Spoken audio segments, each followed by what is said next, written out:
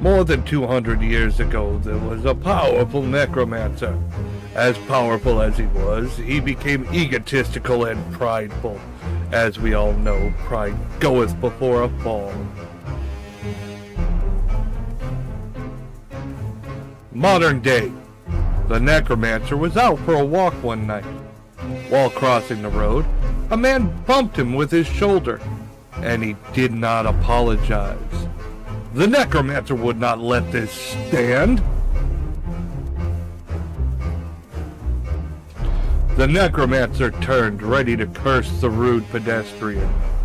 But he wasn't paying attention, so he didn't notice the truck barreling towards him. All that power, undone by a truck.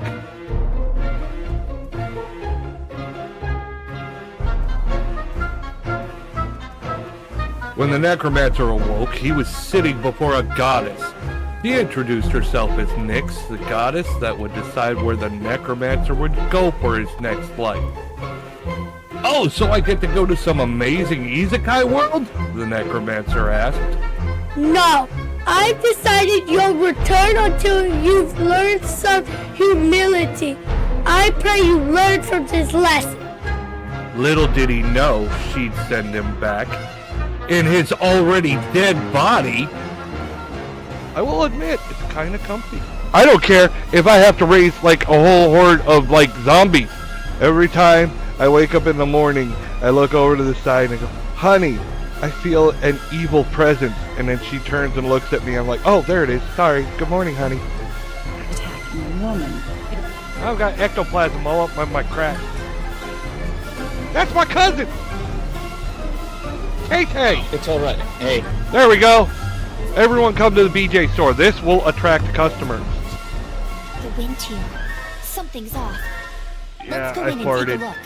Meat, dog. We have meat. I can tell you and I are going to get along just like fire hoses. And I bet you can do some things with a fire hose, can't you? God damn it.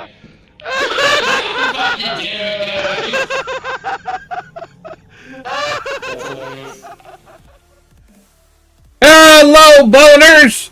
Hey, Zycro, long time no see. Thank you for the lurk. I always love seeing you. 4 a.m. Yeah, that's about the time I wake up now. Damn. Other side of the world. Time zones. What a bitch. Get some rest, homie. How's everyone doing tonight? Oh, God, I had a stressful day. I was worried I wasn't going to stream tonight, but I pulled it off. I even made it on time. Look at that. We got, Ghost Fakers for tonight. I don't think I will be streaming tomorrow night. I forgot I have prior engagements with someone. But, speaking of which, I forgot to message them back. And that's my bad. That was my bad. There we go.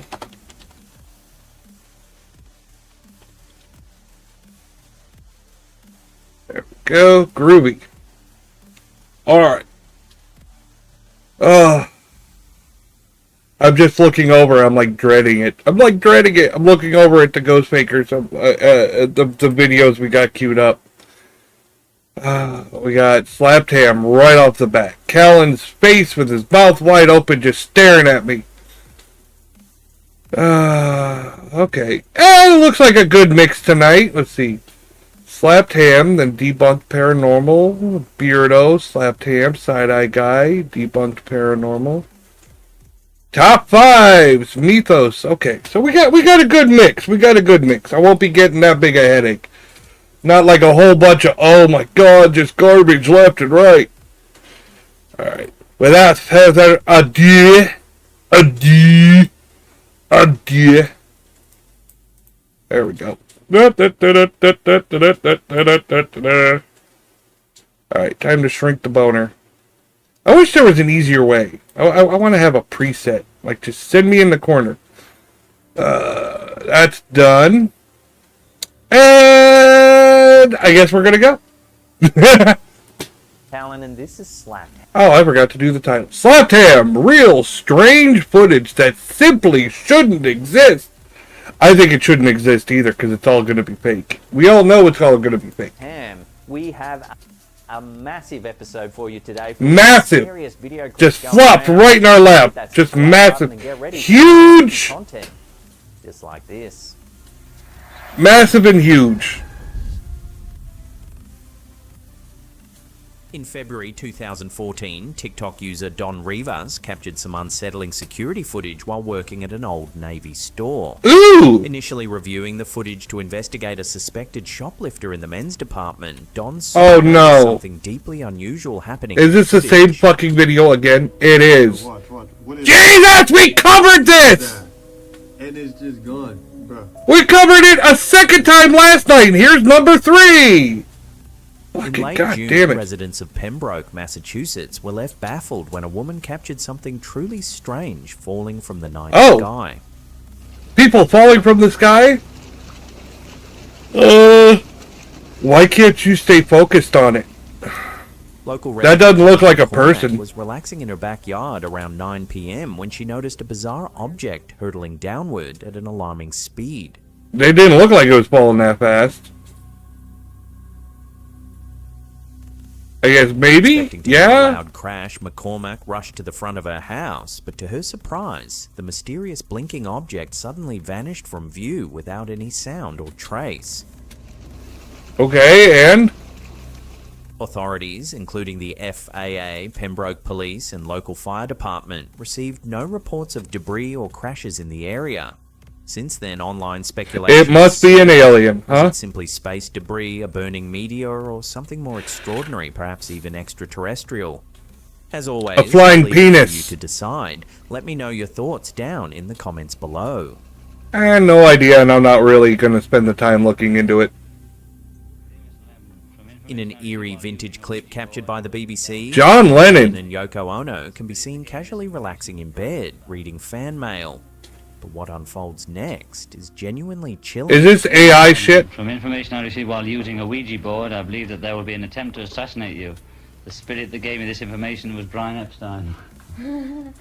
Lennon opens a letter from a concerned friend who claims to have received an alarming message through a Ouija board. A spirit Interesting. Planned attempt on Lennon's life. How come I've never heard of this before? Identifies itself as Brian Epstein. The spirit that gave me this information was Epstein. Brian Epstein.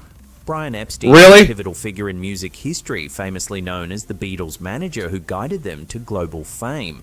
Epstein was not only a trusted confidant to John Lennon, but also a key architect of the band's incredible success. Wonderful. Tragically, Epstein died of an accidental overdose in 1967, deeply impacting Lennon and the rest of the Beatles. I thought the big thing was Epstein didn't off himself. Ouija boards, long surrounded by paranormal controversy, are often used as tools to supposedly communicate with spirits from beyond the grave. While skeptics dismiss boards as mere toys or subconscious manipulation, everyone knows what a Ouija board is. They provide genuine messages from the afterlife. So did this mysterious Ouija message from the spirit of Brian Epstein truly foresee John Lennon's tragic assassination? Speaking of, I saw the remake of Witchboard today. Could it simply be a not really impressed. Coincidence, or was it a real premonition from beyond? Instagram user Nataya Artsaver posted some bizarre footage that's left viewers both baffled and fascinated.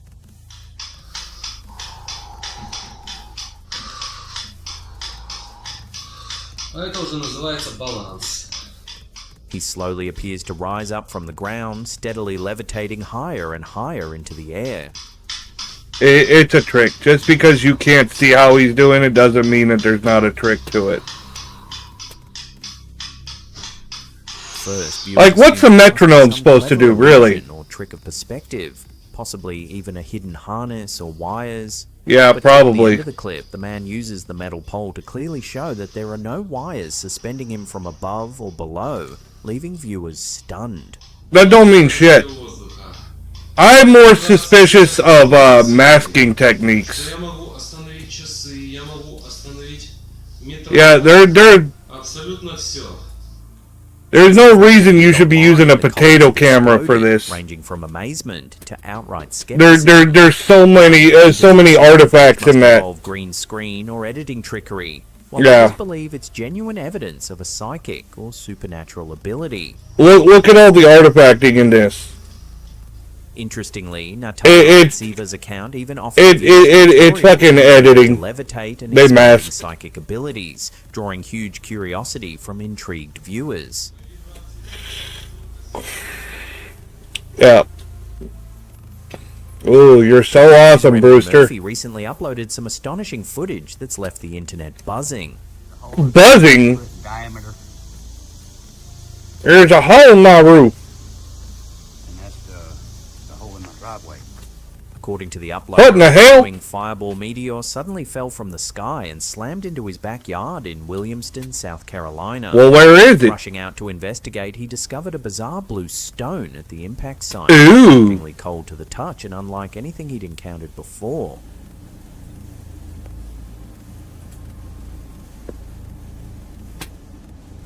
Okay. Well, what is it? Did you get it Initially tested? hesitant to share the footage due to safety concerns, the user finally caved to curiosity, posting the video online in hopes of getting some answers. See, the hole in the driveway, no, that looks like it's been there for a while. That's my problem. I mean, look at it. It's been there for a while. I don't know about the hole in the roof, but the hole in the driveway is not While new. many viewers speculated extraterrestrial origins, skeptics humorously suggested a less glamorous explanation. Because see, here, let me point out. If you look at the edges, see how they're soft? They're not rough. That means it's had time to wear away. You know, people stepping on it, walking past it. That hole in the driveway's been there for a friggin' while. Alright? And if you're telling me that rock made that size hole in the roof, and then did this much damage to make that big a crater, the hole in the ground would be deeper. Alright? But you see, a lot of the debris here, this is just standard like yard waste, would have been blown away as well. So yeah, this is an old hole that was probably just, you know, natural, you know, wear and tear on the driveway. I don't know what put a hole in this fucking roof. Could be anything. Who knows? Could be a fucking tree branch. But yeah, I highly doubt the story. The clip quickly went viral, prompting plenty of theories. While many viewers speculated extraterrestrial origins, skeptics humorously suggested a less glamorous explanation. Sure. Frozen discharge dropped. Airplane duty! It's a duty bomb! Landed in this South Carolina yard. Is it evidence of something otherworldly or just a gross misunderstanding? Gross. Let me know. A gross misunderstanding. Cast your votes. Oh, God, stop it. Popular Instagram account Only in Florida, known for posting viral clips capturing the state's most bizarre events, recently shared footage that's left viewers completely perplexed. Perplexed? See something like this. The video, submitted by one of their followers, shows a stormy day somewhere in Florida. What is this? No, this is... Okay, this is bullshit. All those little sparkly lights, they look like they're in the sky, right? But it's not. Take a closer look at the way he moves the camera. Oh my God, is that a Sans Undertale? No, I'm not Sans! Why do I hear that so often? I am not Sans. I am way better looking. Oh, I am way better looking than Sans. No, all those little sparkly dots on there, he's looking through glass. They're reflections on glass. You're a skeleton, duh. Well, yeah. I'm a giant boner. Damn sexy boner, too. Yeah, he's looking through a window. He's looking through a window, and those sparkly lights are from behind him. He's the best skeleton. Thank you. Thank you, boss. My boss came for the backup. Thank you. Urgh. Church, go lay down, baby. Yeah, see, again, if you watch how the lights move independent as he's scrolling across. Oh, God. Cat, come on. You're killing me here.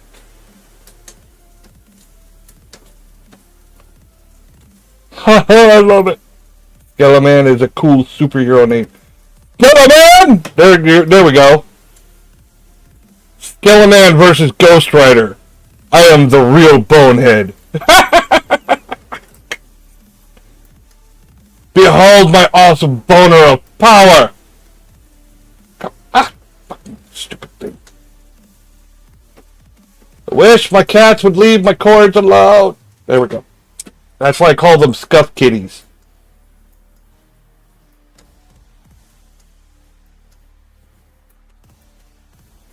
Okay, good. Who's got more calcium in them?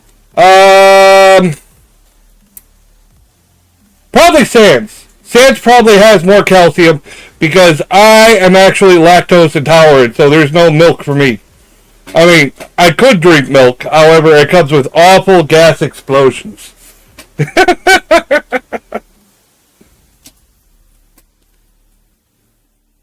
Ironic. Yeah.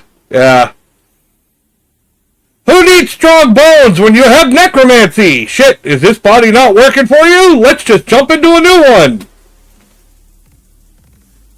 I should try that sometime. I should jump into a new body.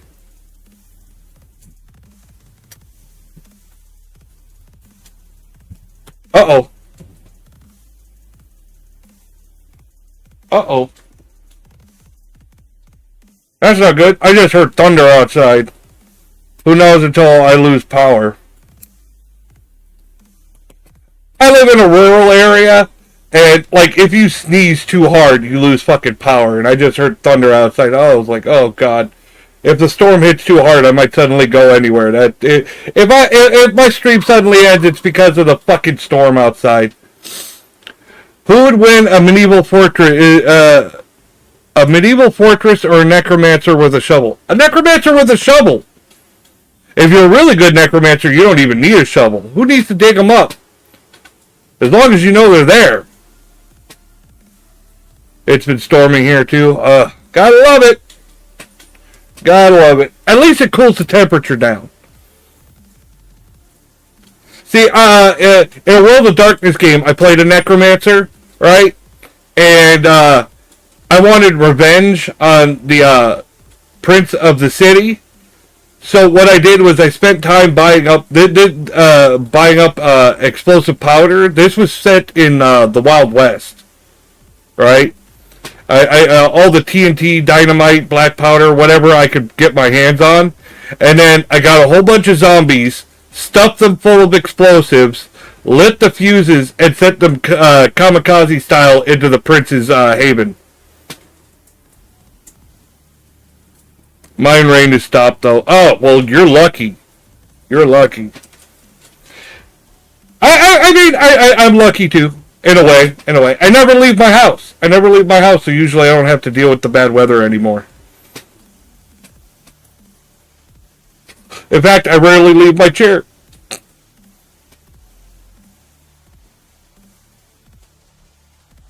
So yeah, I say a necromancer would win against that. Because you throw enough zombies at it, they'll eventually stack up and just get over the side. And once they're inside, that's the thing about zombies. They may not be the fastest. I mean, again, it depends on the type of zombies. You got the running zombies, the slow zombies. But the one thing that stays constant with all zombies is they have no issue with stamina. They don't get tired. They don't wear out. They just keep going. Not really, because I had a plan to mow the grass tomorrow. Ooh. Yeah, zombies are relentless. That's the best thing about zombies. They don't get tired. You give them a job to do and they just keep going. They don't stop. It's wonderful. Why am I getting messages?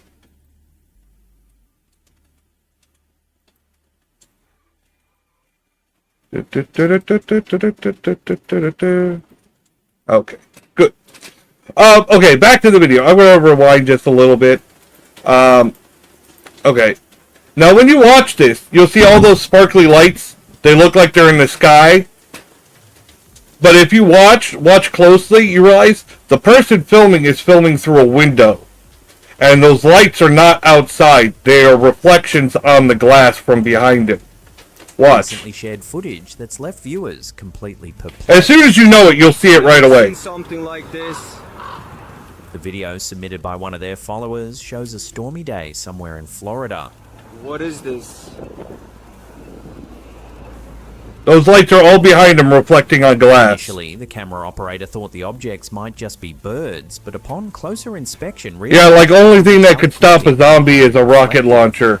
And how the fuck you get one in medieval times? That's not necessarily true. I mean, It's literally just if you disable you can disable a The zombie. uploader claims they've never seen anything quite like it before. You cut the legs off, you cut the arms off.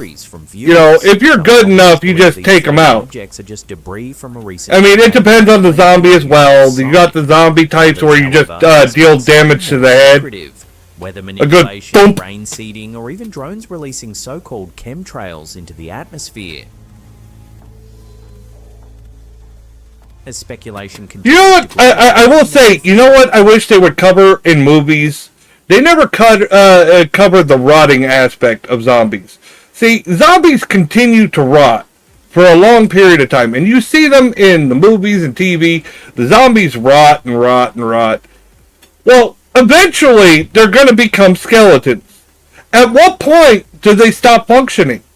Again, does it depend on the type of zombie? Will the skeleton continue to act without flesh? Is the flesh really what matters in making them move? I imagine it coming back together like the Iron Giant cartoon. That would be neat, wouldn't it? Ah, I love that idea. That would be neat. Yeah, I think when I think of zombies, I'm like, well, it depends on their propulsion system. Now, if you're going off the one where, you know, a shot to the head, so the brain is controlling the body, well, how is it controlling the body when so much of the body is rotted and decayed? I mean, there's a lot of flaws. I see magic, aka necromancy, being the only real way of making a zombie rise. Don't overthink it. It's just magic. Right! I'm saying this, the science aspect doesn't make any sense. You have to use magic for it to work properly, because they say it's the brain. The brain is controlling them. That's why you have to give them a shot in the brain. Well, if it's the brain controlling them, it can't send electrical signals if a bunch of the tissue is damaged. The electrical signals don't travel through the bone, they travel through the nervous system. It's a flawed idea. Now, if you could find a way to preserve the body, then you could see a zombie. But you still run into the effect. Whatever. Magic's still the only way. Magic's the only way. The only way that makes the most sense. Explanation as to what these shiny objects really were, leaving the mystery hovering in the air.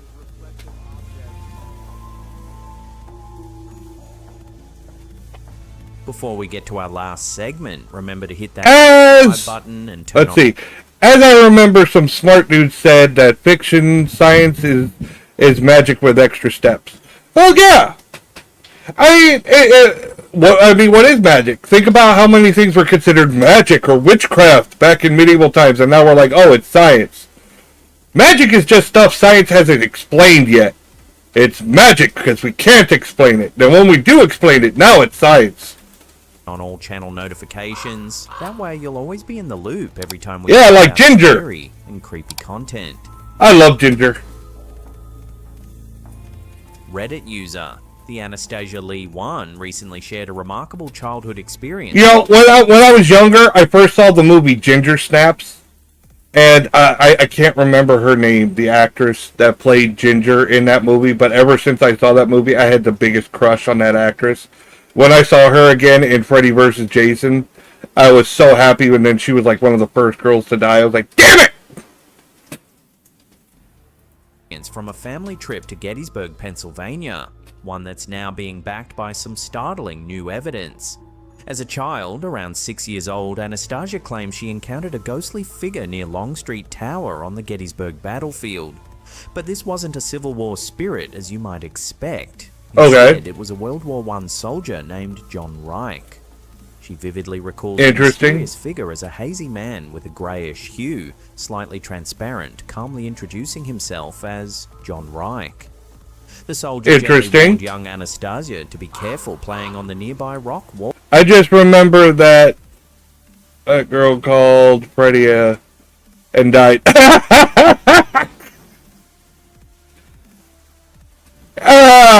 That was funny. And Freddie didn't even do anything. He's just pointing, like, behind you, like, irony! All before abruptly vanishing without a trace. What makes this tale even stranger is that just days later, while exploring Gettysburg National Dumb ways to die, Anastasia excitedly discovered an actual grave belonging to John Reich, confirming to her, and to her alone, that she had indeed encountered a real ghost. But the story doesn't end there. Years later, after posting her experience online, Anastasia received a shocking message from someone claiming to be John Reich's great-granddaughter. Ooh. In a surprising twist, this family member, named Alicia, confirmed the ghost's identity, verifying intimate details of Reich's life. He was indeed a medic in World War this is a cool story, bro, but where's the evidence? You're not giving any evidence. She even revealed a darker family secret. John Reich's Thank God that movie isn't popular, because that actress would get canceled today. Could Anastasia's that was a great movie. I think it's underrated. It could have been better, don't get me wrong. Is this proof of a genuine paranormal experience? Wait, this is it? Ordinary coincidence. This is just a coincidence. Those are just friggin' red streaks on the film. Are you kidding me? That's what your evidence was? Fucking streaky film? Now, if you want to watch some more spooky content, then hit those two links. No, I think I'm good. Entertain for hours and hours, we promise. Smash that. I think I'm good. It's the best Jason movie and second best Freddy movie. Ooh, what's your first best Freddy movie? I personally liked The Dream Child. I don't know. I think it was because of the comic book kid. I just found it funny. The third one? Which one was the third one? I'm drawing a blank. I remember the first and second. What was the third one? Was the third one Dream Warriors? I think it was. Yep. Okay. Yeah, Dream Warriors was good too, don't get me wrong. I think the fourth, I think The Dream Child just had a special place in my heart because it was actually the first one I got to see. You know, I went back eventually and got to see all the other ones. You know, when I was young, I wasn't supposed to watch those movies. It was a big taboo. And I stayed up late and watched it one night, you know. So it was like the first one I got to see. So it's got that special place in my heart. It was the first one.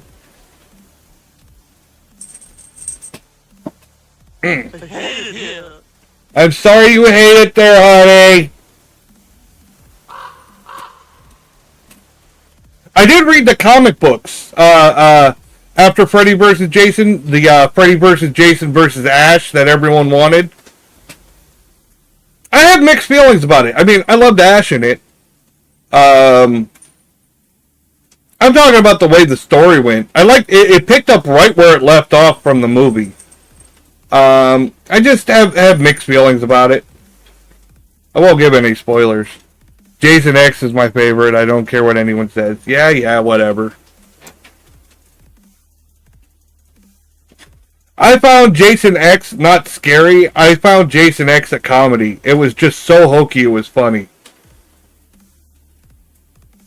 I mean, maybe if they took the premise for Jason X but gave it a bigger budget, it would have been better, in my opinion. Yeah, I almost feel like the person who funded it, the producer, didn't have enough faith in it. They're like, yeah, why not? It's a franchise movie. Let's make it. But we don't have deep pockets for this one. about how Jason looked was awesome. It could have been better. It could have been better. I would have liked to see more chrome in those metal parts. Like, first one aged like milk. Second is really odd with homeless and all. Third is like the best of all. After there was cash grab movies, dog pisses on Freddy's grave and revives Freddy dead is hilarious. Yeah! The dog pissing on Freddy's grave, the burning pee. I mean, there was all kinds of hokey shit that came around. Freddy's Dead, The Final Nightmare. That one was hokey. That was more comedy. That didn't really come off as horror to me. Reboot is fine. Don't know why it got that much hate. I could not stand that, and I can tell you why. The actor that played Freddy, he's a great actor. I liked him. I liked that he was chosen, so I didn't have a problem with him. It was the performance, like what they gave him to read. I was like, what the fuck? The origin story, the way they changed it. It was just there were so many things about that movie I couldn't stand in general. I didn't like his makeup either. They went for the more realistic burn, and I get it. I think that what made Freddy really special and last the test of time was the supernatural nature, and that it was rooted in fantasy. So taking it really felt like they went too realistic with it to try to make it believable, maybe. And it just made it unlikable, in my opinion. Meeting Freddy and Jason was awesome and so nice. It's like much more fun than New Nightmare. That movie was boring as fuck. I like New Nightmare. I like the premise. It could have been better. I like the glove though. I like how Freddy looked in the New Nightmare. Yes, New Nightmare Freddy looked really awesome. They really went with that demonic side. The redesign it to be more practical than OG glove. Yeah. Yeah.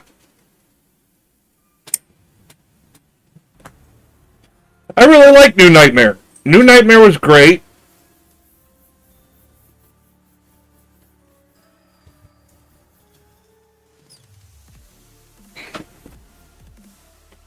I think during October we got to do some watch along horror movies. I think that's what's got to go on. And they gave him a fifth blade. I've got a third leg. Why not a fifth blade?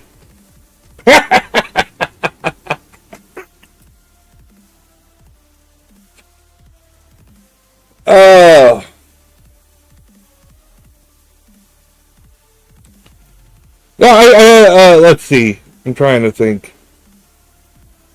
Yeah, Freddy's Dead was more comedy, in my opinion. They were trying to milk that 3D thing, and it was more funny and goofy. The face frozen scene. Yes, the liquid nitrogen head smash. That was a fun kill. But that's not my favorite kill from Jason X. My favorite kill was the hologram campers in the sleeping bag. And the body going down the giant screw. Oh yeah, he's screwed. Ha ha ha. Like OG glove, put claws on fingers. The reboot one goes all the way to the wrist, like you can make more damage. Yeah, but I don't think that's what. How do I say? My favorite claw was New Nightmare. I really don't remember the claw from the reboot just because I couldn't stand the movie. I haven't watched it since the first. I watched it one time and I never went back to it. I really did not like it. I mean, I'm not saying others aren't allowed to. Other people go like what they want. There's shit that I like that people don't. I have a hot take. I did not like Heath Ledger's Joker. I get shit for it all the fucking time, but I did not like it. I like Heath Ledger. I think he's a great performer. My favorite movie of his was Knight's Tale. But I did not like him as the Joker. Sorry, that's just my opinion. I will give credit though. I did laugh at the scene with him and the bomb trigger that didn't go off, and then suddenly it went off, and they're like, that was all ad-libbed. Well, whatever. I found that part funny. I like that.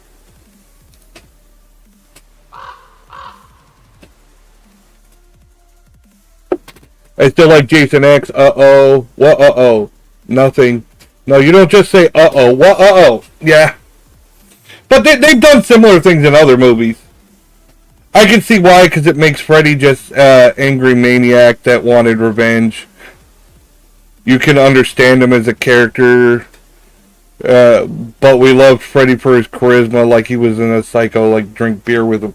Right, the OG Freddy, Robert Englund Freddy, was he had a sick sense of humor. He was funny. He was talkative. He was a performer. I mean, if you look at him, and the way he was getting attention to the kids, the way he was torturing them, he was doing it for attention. He was sucking it up. He was just like, that performer, look at me, bravo. He had to think up new ways and be more creative and stuff like that. And the reboot Freddy was just kill, whatever. No, there was no creativity. There was no showmanship. There was no charisma. He was just, ew, creepy vibe guy, I don't like him, ew, yuck. And it was like, ew, yuck, not scary, feel to him.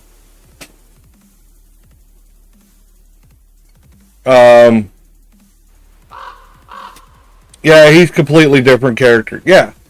I mean, if they took it a lot of movies I've seen that were like reboots or remakes, I'm like, if you made a totally different character, changed the writing a bit, and made a whole new movie, made a whole new character, it might have done better. But if you're going to take, an OG character like Freddy and run with that story, people are going to rebel against it because people love... You're going to attract fans. When you're going to reboot a franchise, you're going to get the people that love the franchise. That's what you're going for. Well, if you're going to change it that much, you're going to get a rebellion from the OG fans. I remember Robert telling me a funny story on how he broke character in Freddy vs. Jason because Ken was almost about to get burned because the flames are too high, and he had to ruin the take to yell to him, "Run away from the fire!" The original Freddy is almost aware that he's in a movie. In part 6, he even breaks the fourth wall. Yep. Yes, he does. Was not a fan of the Jason reboot. The Jason reboot, it was mid. I don't think it was horrible, but it was definitely not worthy of a... I don't know how to describe it. I wouldn't say it was awful. I wouldn't say it was terrible, but it was not memorable. I don't think it did justice to the memory of Jason. If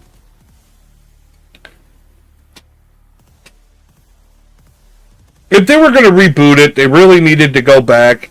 See, when people want to reboot, they don't want the story to change.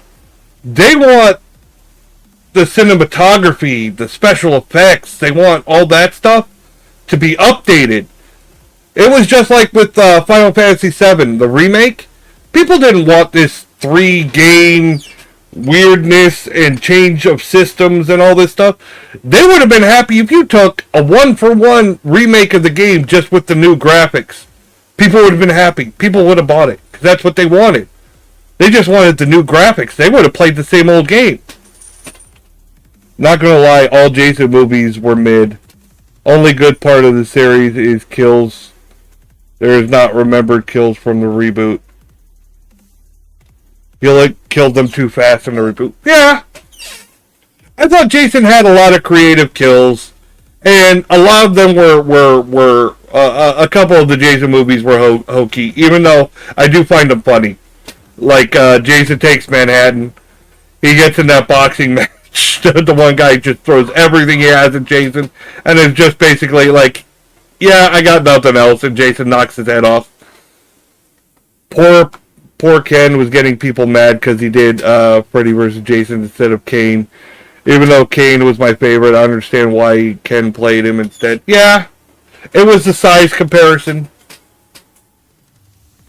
Of course. Gotta kill a bot. Gotta kill a bot.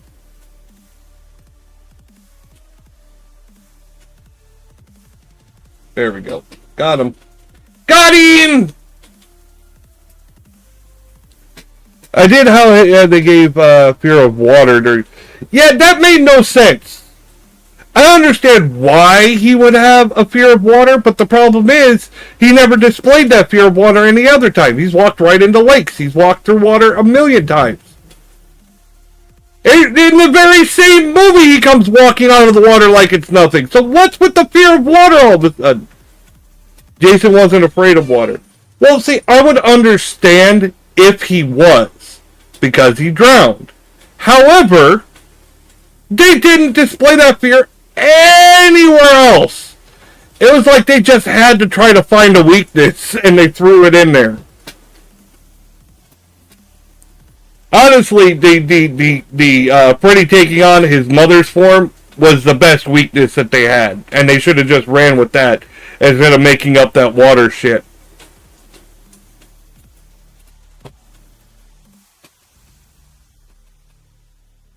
Rewatching the whole series in 2025 makes it dark comedy, especially the first two movies. I still remember a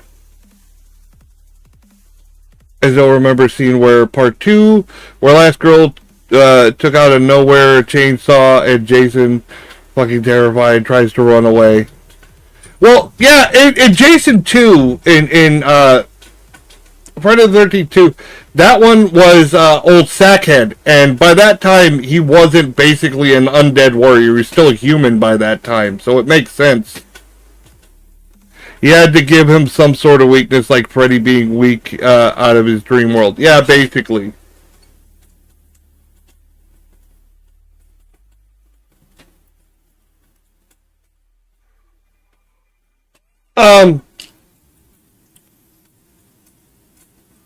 Yeah, I like the hidden story. I like in Jason Goes to Hell, how when the main characters enter the Voorhees mansion and they find on the table the Necronomicon and the Kandarian dagger from, the Evil Dead trilogy, hinting that supposedly this whole time Jason was a Deadite, which would make sense. And it would have been perfect for the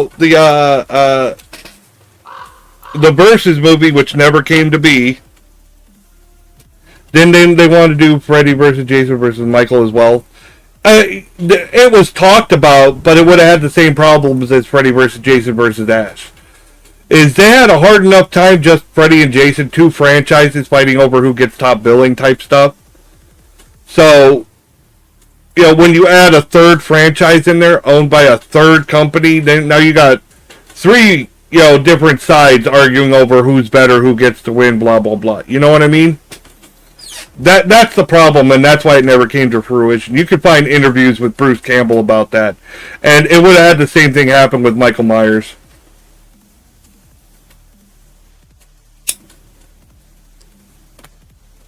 I am a huge movie buff, especially horror movies. I got so much to talk about. And technically, Michael is still human, so it wouldn't be a fair fight. No, yeah, they would. Both of them would have snuffed Michael Myers like he was nothing. He might have put up a fight. Don't get me wrong, but he's still a human, like Godzilla versus Kong. If you really want me to go into Godzilla vs. Kong, technically, Godzilla should be like, what, at least twice the size of Kong? But sure, yeah.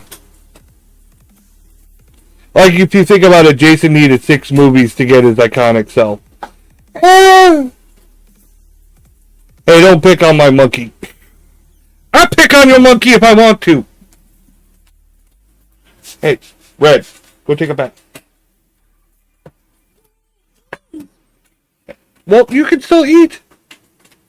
And tell your sister to get the laundry done. Go. Go Spinky.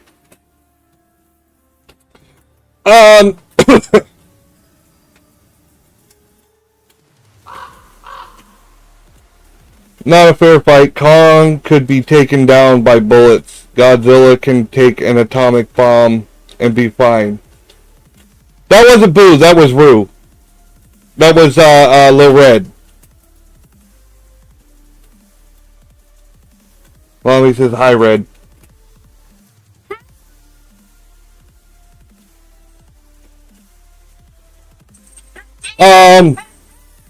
Hey, Red, go do what I said.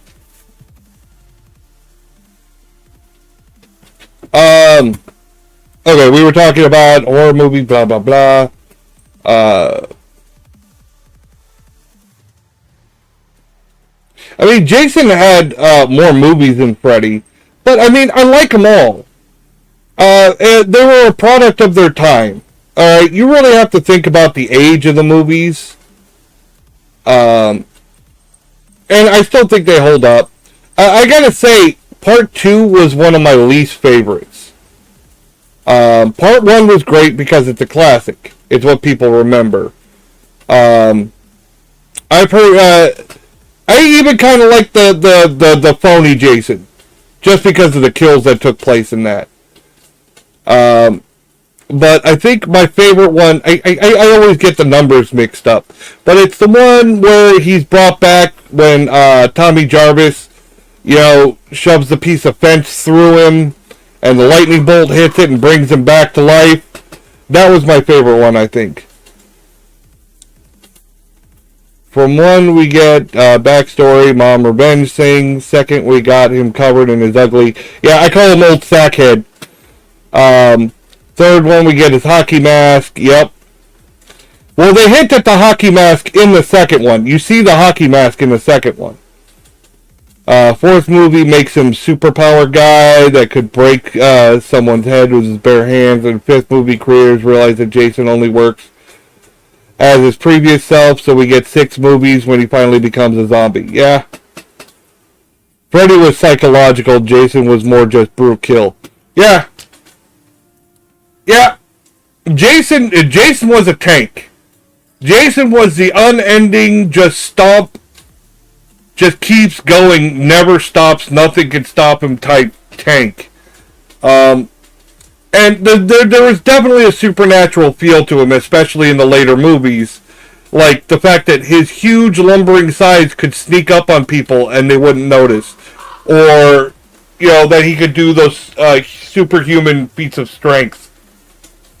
Jason was dramatic character. Brute kill is more Michael thing. I don't know if Jason was really dramatic. I think he had that supernatural thriller in the later films. He had that supernatural feel. He's walking. He never runs. He never adjusts his speed, but suddenly he's there right behind you type stuff,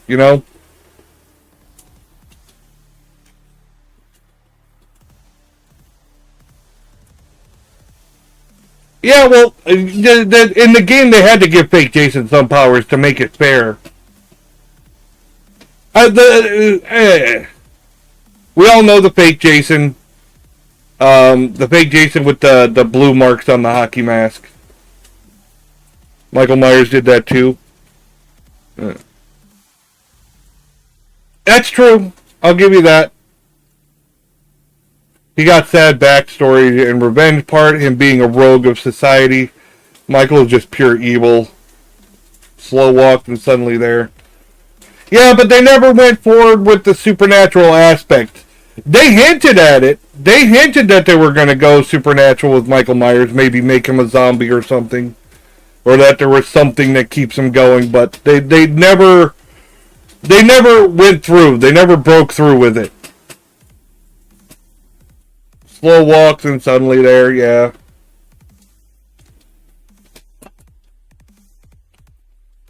But I don't know. Like I said, Jason felt more like an unstoppable force, something supernatural, something magical that you had to figure out how to stop. Michael Myers was just a really strong human. And yeah, if you hit him, if you shot him, you won.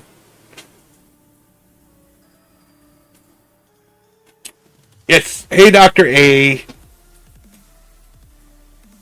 So, girl always trips behind a tree trunk, doesn't see.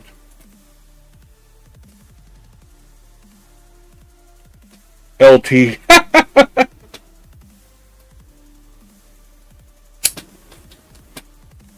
I call her PIA. Pain in the ass. Or PETA. There we go. PETA. Like a pita pocket. Pain in the ass. Jason was the punishment if you broke one of the horror rules. No. I disagree with that. I think, honestly, I really like the movie Trick or Treat. And having Sam with the Halloween rules. The punishment for breaking the rules. You're a huge pain in the ass. I know I am. See, at least I admit it.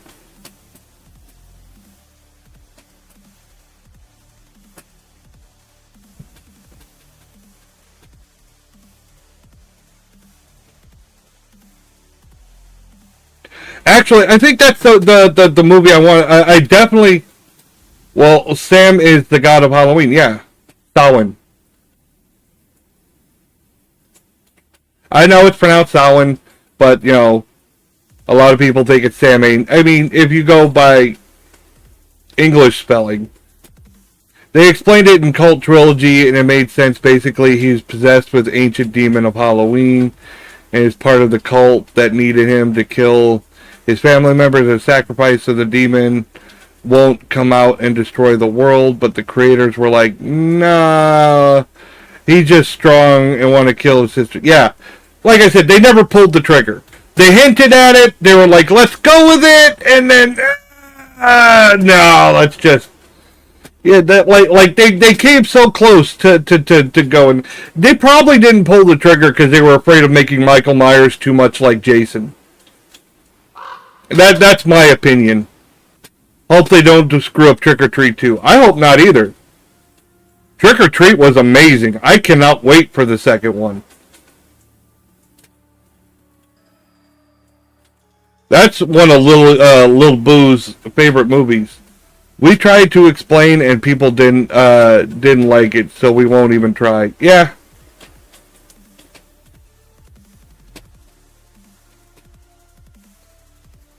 Yeah, I think if they made, to be fair, if they made Michael Myers Supernatural, they would have came off, he was too much like Jason, in my opinion. Maybe if they went and gave him some kind of powers, but that would have come off hokey. I don't know.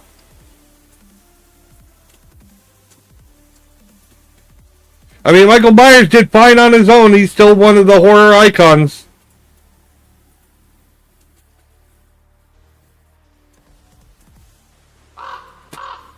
As I said in original series, he is supernatural. Right. Except for Halloween 2, which had nothing to do with Michael Myers, and I still find disgusting. I don't know what it is. I mean, I shouldn't be as disgusted as I am with 2, but something about the centipedes and stuff in that, with the weird masks, just grossed me the fuck out. It was just, like, upset stomach. Like, I shouldn't be. I've seen plenty of that stuff in movies. But something about Halloween 2 just, ugh. Have you seen Mr. Crockett? What? Fun software reboot is just strong. Yeah.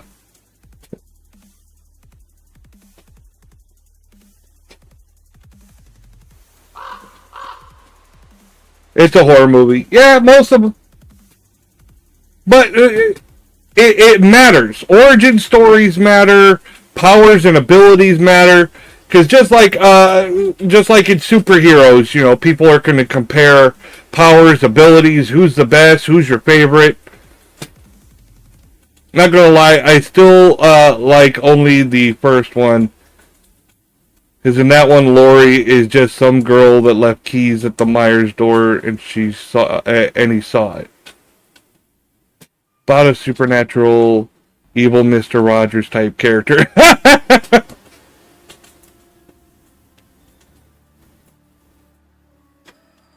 No, Mr. Crockett. Okay, no, I have not seen Mr. Crockett.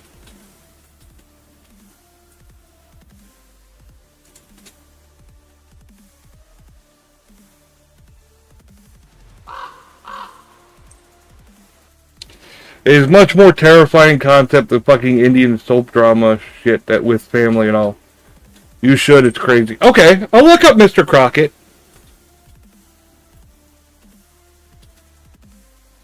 I've seen all kinds of horror movies. I've seen. I really like Full Moon Productions. I love those cheesy old movies, like the Puppet Master series and Killjoy, which was really bad. They're like the bad horror movies, but I like them so much. They're so cheesy. Just like I love the Tromaville movies, Class of Nukem High, Toxic Avenger, Tromeo and Juliet.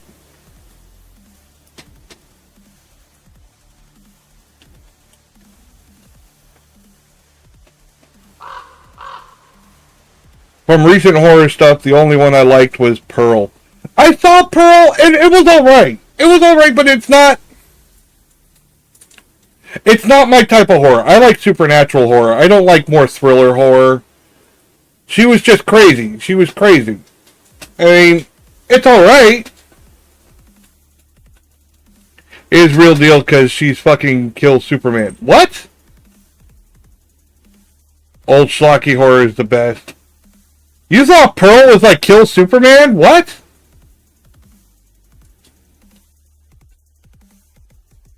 I disagree. Look, the not actual. I get you. Okay, yeah, I get you. You're the actor that played Superman. It's not the same thing.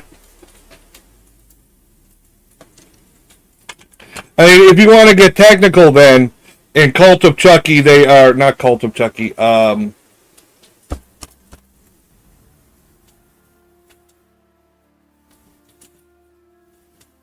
God damn it. The fucking... When Chucky came back with Don Mancini directing again, they were going back to their horror roots. Was it Cult of Chucky?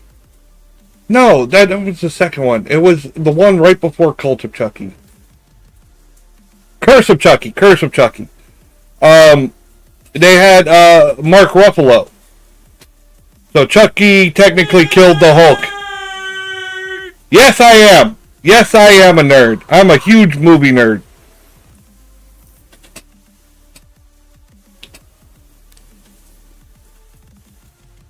I'm a huge movie nerd. I love talking horror movies, and we're right around the corner from like the best horror movies. I cannot wait. Every October, I sit and watch the original friggin' Night of the Living Dead, and I cannot wait to watch it this year.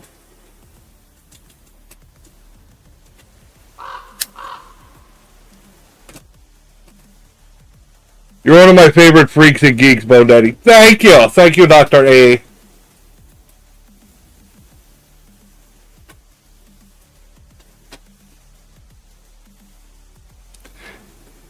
Yeah, and Demon from Insidious comes for a Night Owl from Watchmen.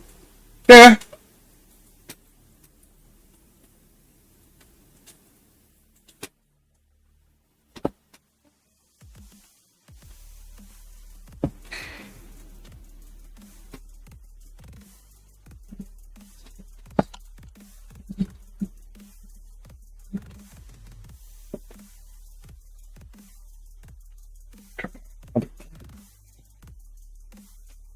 Doing a community night if you want to drop by later. Oh, maybe. I definitely want to, let's see.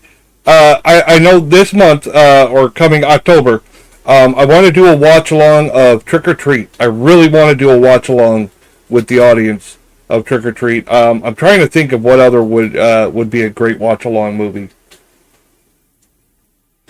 Maybe Dawn of the Dead? I don't know. I want to find something old, something that a lot of people don't watch a lot of. I'm trying to think. If we talked about Freddy, Rorschach didn't die in the end of Watchmen. He just teleported into Dreamworld. That would make sense. There's my new headcanon. Any B horror is fine for watch-alongs. Oh yeah. I had a good one in mind and then it just slipped out. I was like, fuck.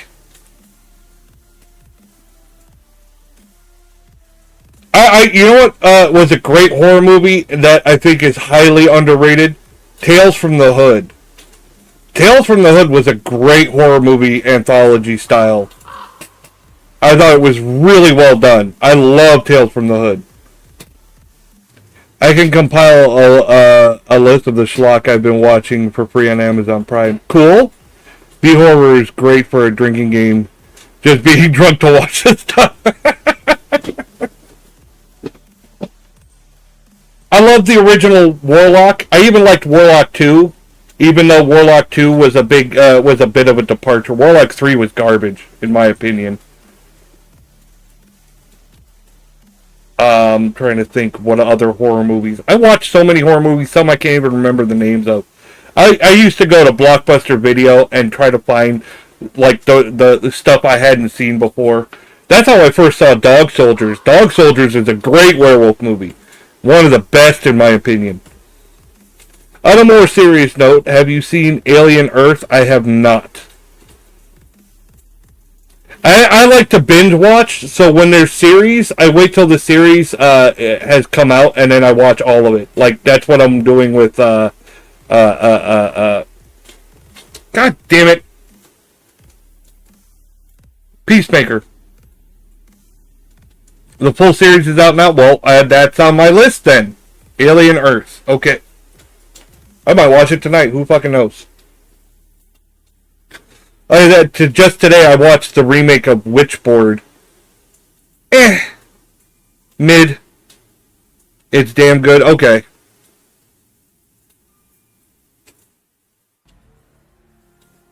I watched the old Witchboard 1 and 2.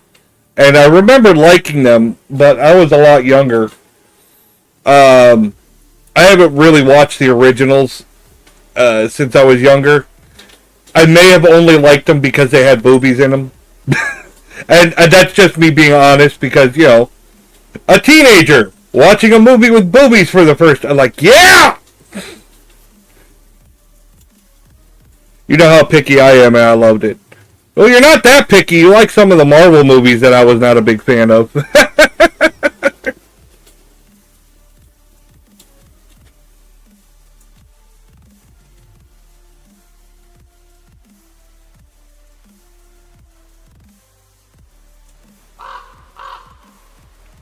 I love all the Marvel stuff. See, I don't love all the Marvel stuff.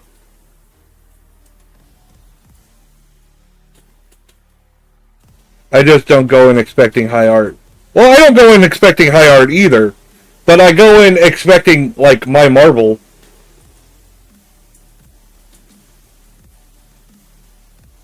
They're for selling toys. Pretty much. A lot of it's for selling toys.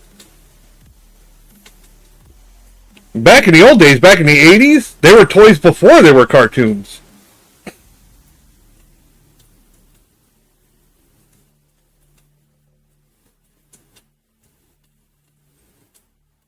Marvel changes so often that there is no real Marvel. To a point. To a point. I get what you're saying. All the reboots and this and that. Who the fuck would you... Hello?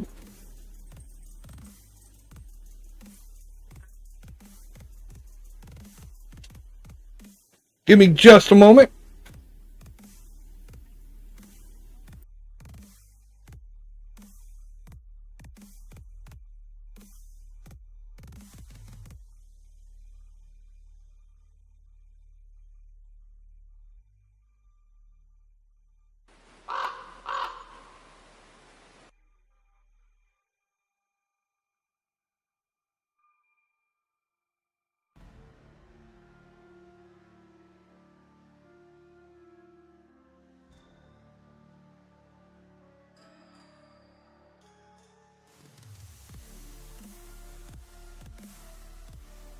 Sorry about that. Marvel Zombies is great. I need to watch Marvel Zombies. I do. I've been waiting for that. I have the entire friggin' hardcover Marvel Zombie series, even Marvel Zombies versus Army of Darkness. I love Marvel Zombies, so I'm very eager to see it. However, I don't know how I feel about it. Most of the Marvel Zombies were from the point of view of the fucking zombies. But this one looks like it's from the point of view of, like, a set of surviving heroes. So I don't know how I'll feel. But I'm definitely looking forward to seeing it. Marvel Zombies is not a comic based, so pass. It is not based on the comics. It is a continuation of What If series.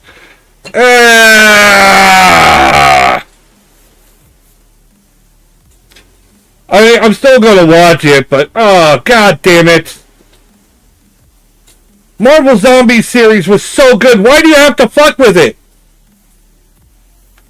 They do some really interesting things. I guess. But Marvel Zombies was fine the way it was. All you had to do was transfer from page to freaking screen and you would have been fine. That's disappointing to me. It was done really well. They didn't need to change it.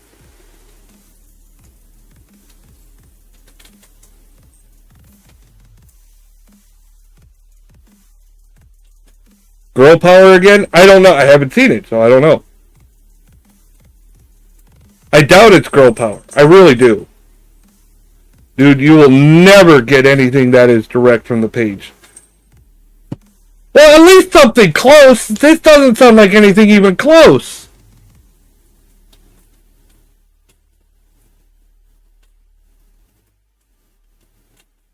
Like, Marvel Zombies was fucking brutal. Like the Hulk biting off Silver Surfer's head? Like, fuck yeah!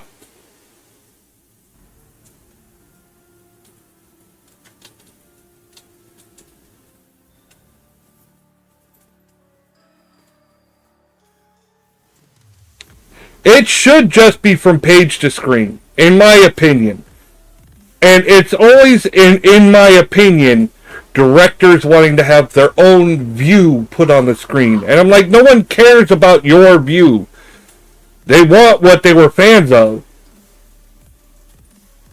Fuck MCU, fuck Disney. Please just make straight shot-by-shot comic book adaptations like Zack Snyder did in the 2000s. I like shot for shot. I do. And that's why I said like Final Fantasy VII Remake. People would have been happy if you just give a shot-for-shot remake of the game. You didn't have to change anything. They just wanted new graphics. The game was already famous. People were looking forward to it.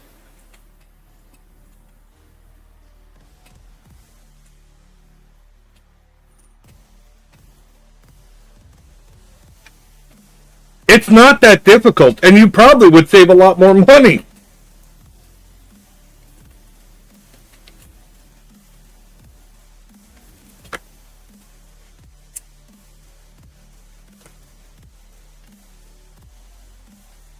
Honestly, Marvel fans are the cash cows in the Marvel universe. And that's who you want. The people that are spending like friggin' crazy money on the comics are the ones that are going to pay for all the merchandise and stuff that comes out with the movie if it's something that they like. Trying to attract new fans, I'm like, they'll come. They'll come.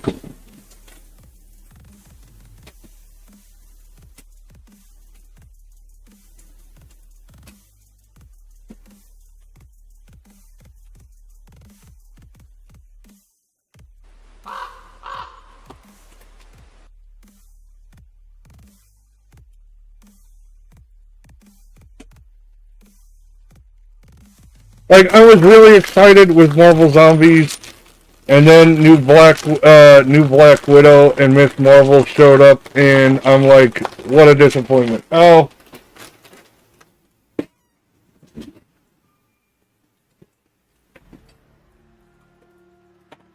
In my opinion, they should have never killed Black Widow, but what's worse is they should not have waited till after fucking Endgame to come out with a Black Widow movie. People were asking for a Black Widow movie for a long fucking time.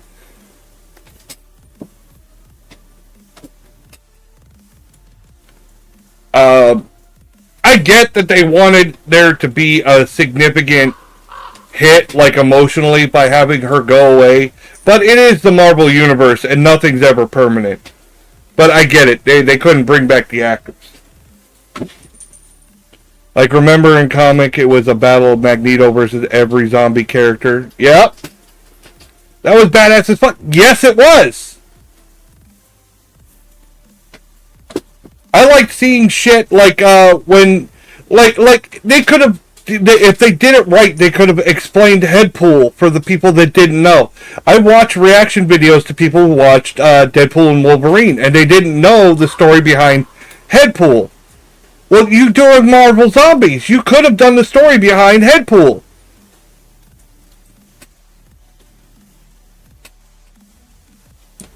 And he won't get it because there's not X-Men in the MCU. Well, not yet. They will be. There will be. There's going to be X-Men. Now that Disney has them, I'm sure that they can't wait to get them in there.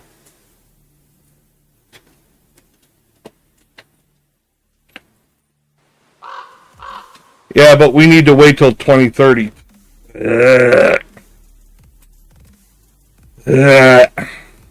That's my opinion. Yeah, when I heard Marvel Zombies, I was looking forward to seeing all the hokey weird shit from the comics books that I saw. And I didn't expect it to be page for page, but to at least follow at least a similar story. But this is just wild. I like the ideas that they had, like when Bruce Banner, he's a fucking zombie now. And he's still trying to figure out, and they figure out, the more that they eat, the more their brain starts working. So he would eat and then try to figure out a solution to their problems and shit. There was a lot more nuance. There was actually story behind it. It wasn't just, brains kill,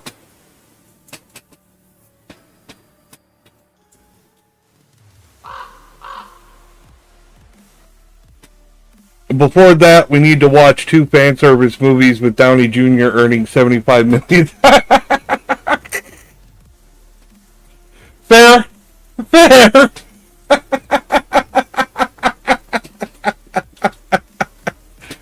Oh, I'm so sidetracked. I've sidetracked from doing my Ghost Faker shit. But we're having a good conversation. I'd rather go back to horror movies, though. The MCU is depressing. Like, how the fuck DC could just say, fuck it, we reboot, but MCU need a whole new arc for a reboot? I know. It's because they invested too much into it. They were going somewhere, they have a path, and I guess they don't want to drop the ball, but I don't like the idea of Downey Jr. coming back to play Doom. I don't. I don't like him playing Doom. I think that there's plenty of great actors that could have played Doom. And, again, it's yet to be seen. I'm curious what they'll do with it, but I'm not looking forward to it. It already, that's the problem, and that's what's going to leave a bad taste in people's mouth and may hurt their box office, is just the announcement of it doesn't sit well. Like, why is he coming back as Doom? Why? It doesn't make any sense. I think that's going to hurt their box office because people aren't going to be wanting to see that. Some people will. Some people will. Don't get me wrong. It's really because becomes funny when you remember that Doom is half. Yeah. They should lean into that. They should tell his whole backstory. I think Doom needs, really good fleshing out. They never flesh him out. He's pretty much, Doom is evil. That's it. Anytime he's made appearances, Doom is evil, and that's it. Good guy, get bad guy. That simple fucking explain. But I think Doom Doom has been one of the big nasties in the Marvel Universe for a long fucking time. And I think he deserves to have his backstory fleshed out. But I think he should be played by a brand new actor and not have Downey Jr. come back to play Doom. That's my opinion.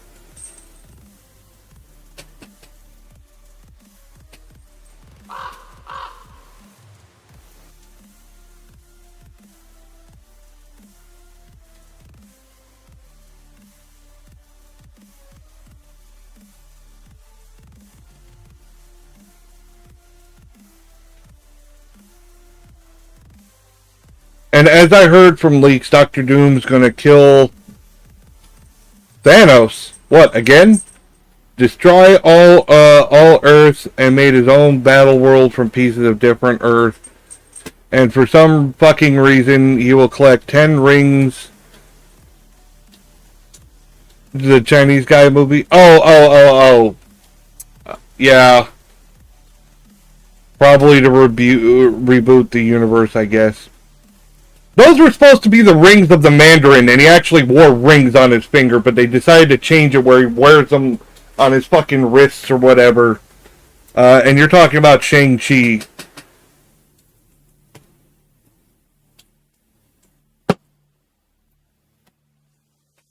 Yeah, they were supposed to be actual rings that he wore on his finger.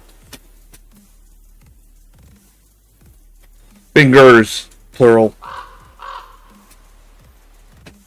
There is new Mandarin girl, but she forgot about. But we forget about it. Of course. Of course. I thought, what's his name? The guy who played the Mandarin in Iron Man 3 would have been a great Mandarin, but then then they went, oh look, he's just an actor, and the Mandarin was like made up and turned him into a comedy. I was like, I could have seen him playing the Mandarin. I would have been okay. It would have been okay if he was really the Mandarin.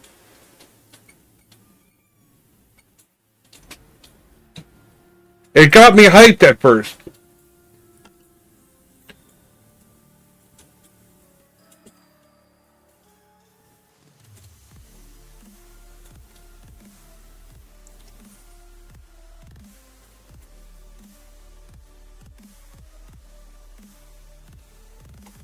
I would love to see more Luke Cage in Heroes for Hire. I liked Luke Cage on Netflix. I was not a big fan of Iron Fist. I don't know, the actor, I could say he looked the part, but he didn't. I couldn't relate with the character. I didn't connect with him. It just kind of felt like, I wasn't interested. It didn't pull me in. But even when he made other appearances with the other heroes, he was the one I was least interested in. But I really wanted to see fucking Danny Rand. I wanted to see Iron Fist. But the actor that played him, I didn't bring it, in my opinion. But again, that's my opinion. Other people might have different ones. But I always loved Luke Cage. I think Luke Cage needed more attention.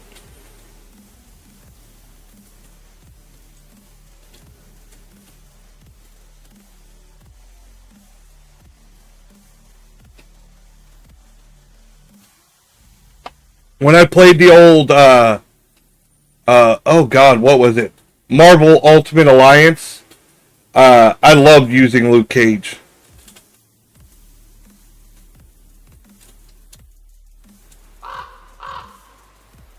The biggest, why Marvel for me is adding the Punisher in PG-13 Spider-Man movie.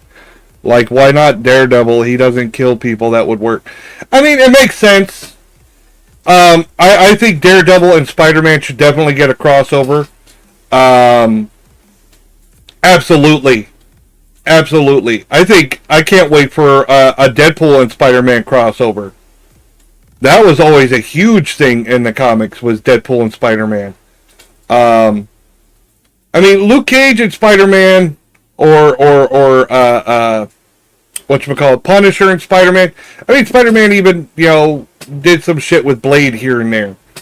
But, I think it's because Punisher, they did have Daredevil kind of sort of Matt Murdock make the cameo in Spider-Man No Way Home. Punisher won't kill people with guns. He's just going to hit people with a fist. Yeah, well, I'm sure they're going to have it where Spider-Man is trying to be the conscience, telling fucking Punisher, no, that's bad. Don't do it. That's bad, okay? I mean, they did pull it off in the past. The old Spider-Man the Animated Series on Fox, they had the Punisher crossover. I can't remember how many times, but I know it was at least a couple times, and they pulled it off. But still, which is also stupid. The whole season 2 of Daredevil was about it. Yeah, they should definitely. I agree. Daredevil would have been a more likely candidate for a crossover with Spider-Man, but I think that there's a high fan demand, or at least that's what they're reading into it. I think that they're trying to read into fan demand that they want Punisher and Spider-Man, and I don't think it's going to go the way that they're expecting. And then they're going to misread the results and overcompensate and ruin the whole nother thing.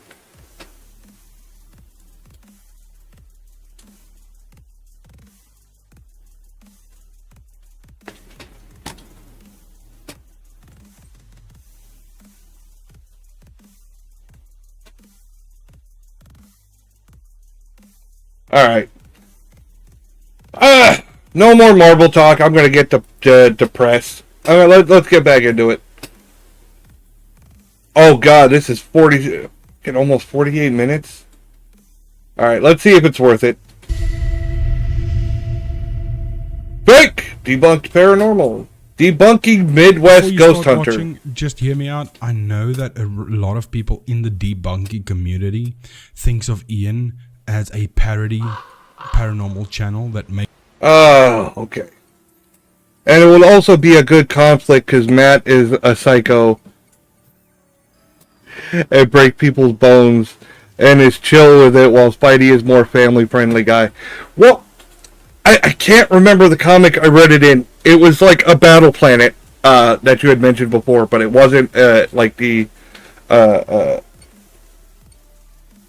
Crisis. It wasn't whatever. It was like a tournament of champions between like Marvel heroes. It ended up being there was like parasites that they breathed in, so they were seeing things, blah blah blah. And Kitty Pryde and Iron Man were the only ones unaffected because Iron Man had a filtration system on his suit, and Kitty Pryde would just phase through them.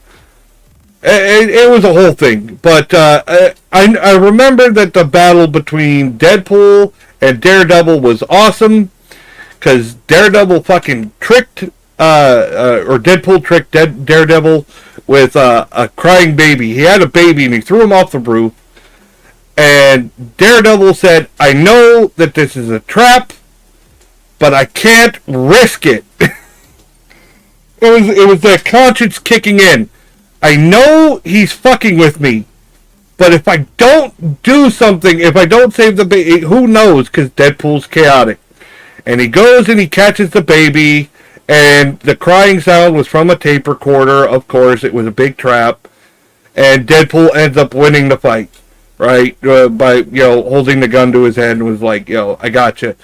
But then Deadpool gets teleported to his next match, and he's standing there celebrating his win against Daredevil, and then all of a sudden the Hulk is teleported behind him, and he stops and goes, "Oh, that's just not fair."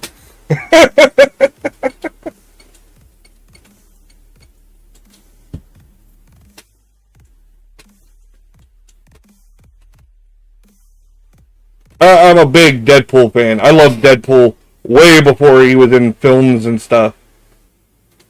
Like, I was the one that got giddy when, in the old X-Men 97, the original X-Men, not the remake X-Men 97, or the continuation, when Deadpool made an appearance in one of Wolverine's thoughts, it's just his face, and I'm sitting there getting giddy. It's Deadpool! That's Deadpool! He made an appearance! And people will be like, who the fuck is that? I like Deadpool for a long time. I think I'm going to skip this, because he's going to debunk someone that's generally considered a parody ghost hunter, and I don't want to waste the time with it. Before he became pansexual, Deadpool was cool. I still think he's cool. He can do what he wants. Not my problem. Alright. Beardo gets scared. They claim this was 100% a ghost caught on camera. It's 100% fake. Of course it is! Of course it is.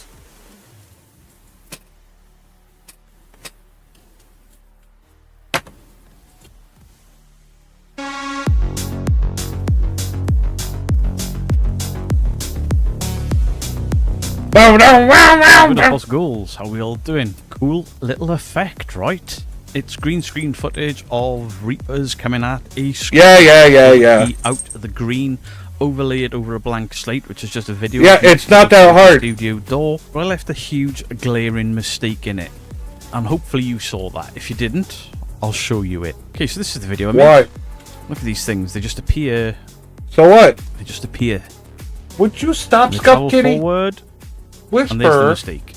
Can you see I what love the you mistake too, is? baby, but now is not a good time, baby. This little ghosty woasty right there, sweetheart, has run out of screen. Baby. Okay, now I love in you too. nature, dead straight lines like that. Never ever. So what happens if you're watching a video that somebody claims is 100% a ghost? You see a corner of an edge over the ghost, even for just 1 or 2 frames. Well, it means that that's been added in and it hasn't been tracked properly. That edge is a giveaway. We're going to get into it.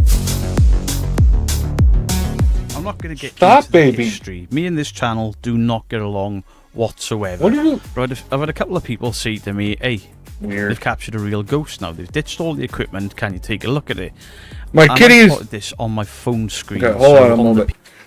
My Scuff Kitty, Whisper, is, she's trying to get my attention. She's climbing up on my shoulder. She's batting at me. She's like, Daddy, pay attention to me. Daddy, love me. But then she just stopped, and she's staring at the door like there's something wrong. What, baby? What is it? I know. Baby, I'm streaming right now. I can't stop and give you lovin's right now. I love you too. Oh my goodness. Yes, okay. I love you too, baby. My goodness, what is wrong with you tonight? Oh, babies. Go lay down, sweetheart. No, you stop. You stop it. You being a brat. Yes, you are. Yes, you are. You're being a big brat.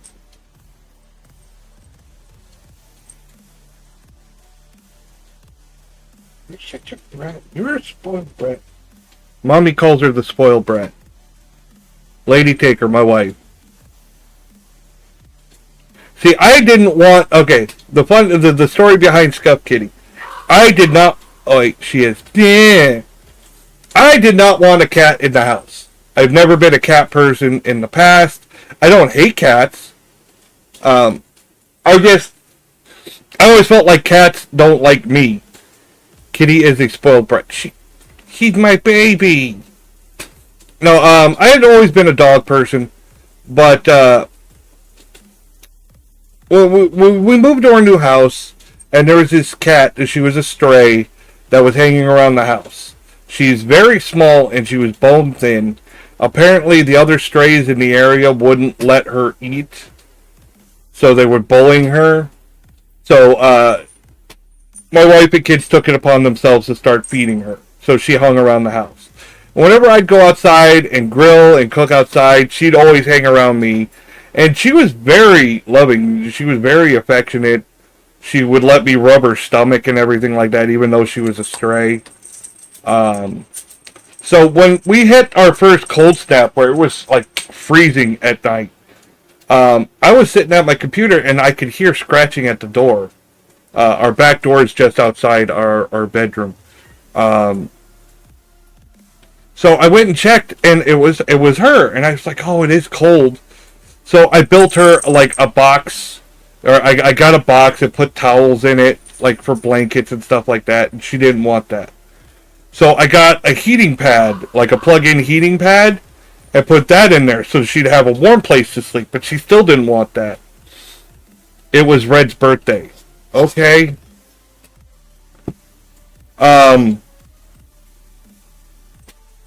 Which I do not love the cat more than you. Stop it. So I was talking to Lady Jaker, and I was like, you know what? She just let her in for the night. We'll just let her back out in the morning. Just let her in for the night. And we made a litter box for her using sand because that was all we had.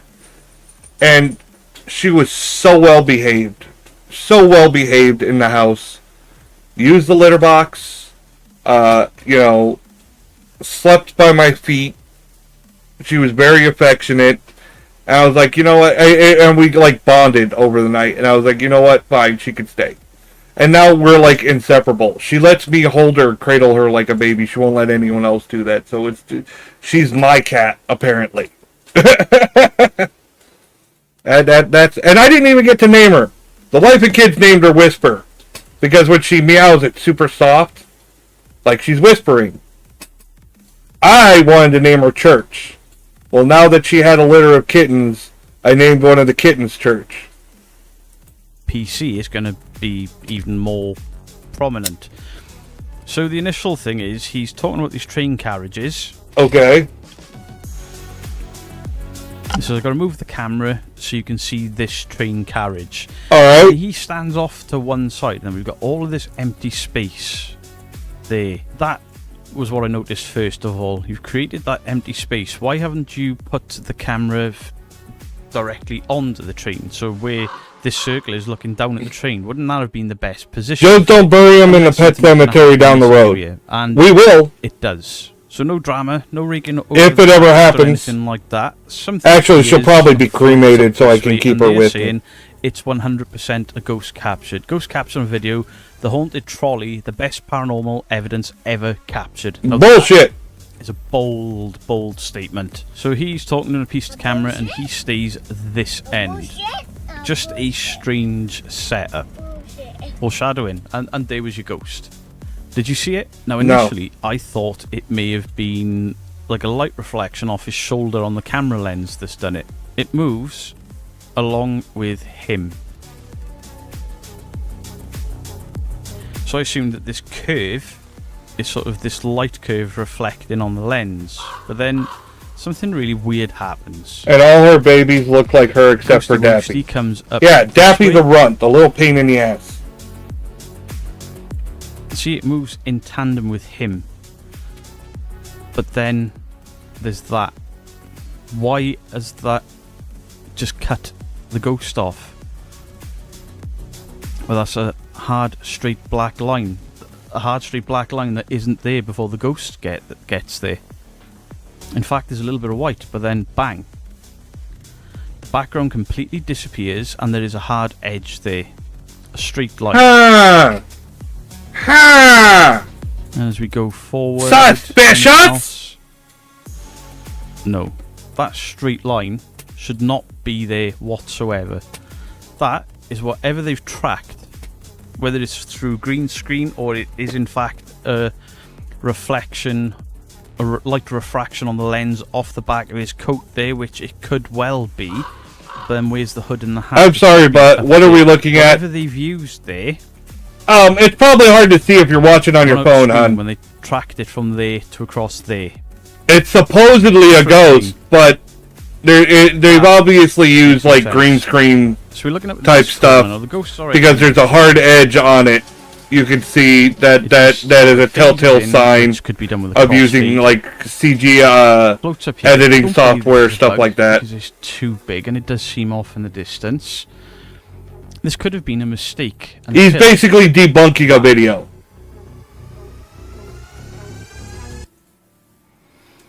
That there. You can see it right here. The hard edge. Was run out of screen. Right here. And they've recorded the dead space because, you know, if you're looking at your monitor or your TV and you've got a frame around your monitor or your TV, it's hit that. It's run out of screen. Perfectly straight line where the edge of a screen would be. If this was on some sort of angle or curved, it wouldn't have drew my attention, but I don't know.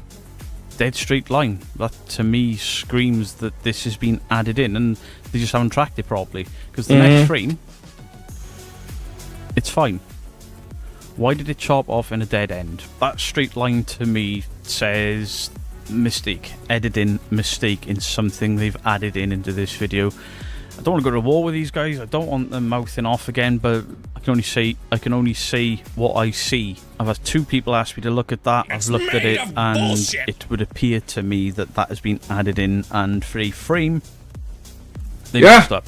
No apps, no gimmicks, no bullshit, no phones, no apps, no portals. Right. So they've taken criticism of them from before, and they've changed their content. Cool, but it's still fake. And apparently they've got a ghost hand as well. So in 2 episodes, let's see the ghost hand. And now they start getting. It's the ghost of Mr. Feely. There's clearly bugs in there because one's just done a loop there and one's just done a loop there. Floats down here. There's dust in this room floating about. Okay, so where's the hand? Head. So no, this time they framed it properly. She's in the center of frame. So I imagine this is just going to be a case of mistaken identity. Is this what they think is the hand? Because that's clearly a bug. Yeah, that's a bug. Or dust. The way it's moving, I think it's a bug. But Andy doesn't see, but she felt something. Well, from that bug.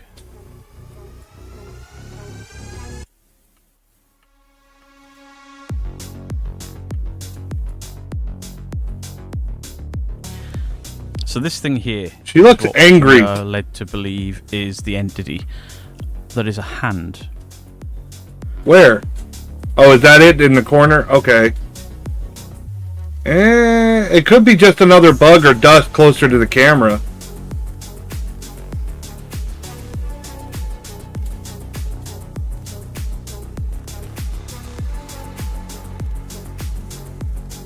It's hard to tell. Was really there, left a shadow, but it was a very small dot. Oh, it did leave a shadow? Not as big as this blown out light. Okay.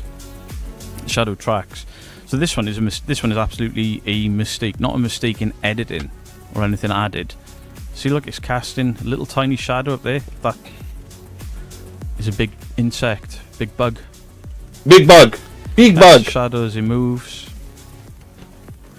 Attracted to these big bright lights, and it's just blown out as it's got close to the camera and come back. That's an honest mistake. That's misidentifying something. The shadow on the wall gives it away as a small insect or a largish flying bug. You know, it's not like a minuscule bug.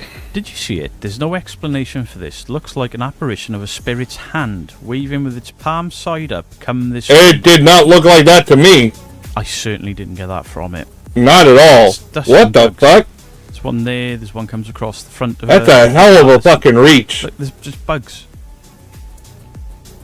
In real time, it looks even worse. It's a bug. It looks to me like a bug flies in and then swoops at his light and then shoots off.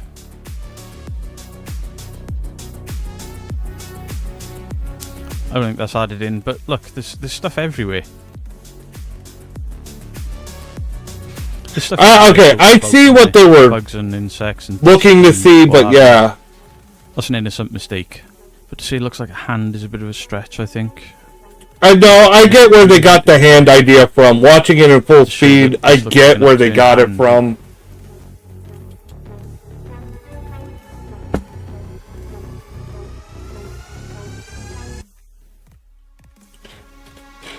Bug. That even looks like wings, some form of hornet or wasp or bee. And I think she's heard it and turned her head. So, nothing fake there. Oh, and we got a disembodied whisper. Right, let's go, because these have misidentified sounds before. What? What's that? It almost looks like this would be an operating room. I think it's like a scrubbing room. What? What's that? It almost looks like this would be an operating room. That's the footsteps, shuffling, banging, and then one of them exhaling or inhaling. I didn't hear any of those words they put on screen there. What? Nope. What's that? It almost looks like this would be an operating. The only sounds like it here was one of those tripods getting banged around and footsteps, and then Don't touch my tripod! one of these guys. That was... I didn't hear nothing that they've claimed there. Fair enough, but this thing is no ghosts, no gadgets, no devices, no bullshit. Was it? Right, let me double check. No apps, no portals, no gimmicks, no BS. It just went to 5. So she's got a key too. Which pocket I have it stuffed in? And then a REM pod. 5, right there. I can't work out what's setting that off. Her radio doesn't appear to be on. He doesn't seem to have one. Okay, angry now because Which makes me Walmart question why has you would Christmas have set up on. two-way radio. What the fuck? It's not even October! Fuck you, Walmart!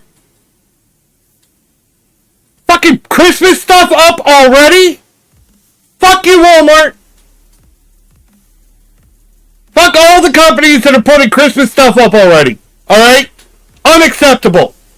Wait your fucking turn. It's fucking Halloween. God damn it. I know I'm not alone. I know I'm not alone. We had to put hers up yet. Yeah, excuses.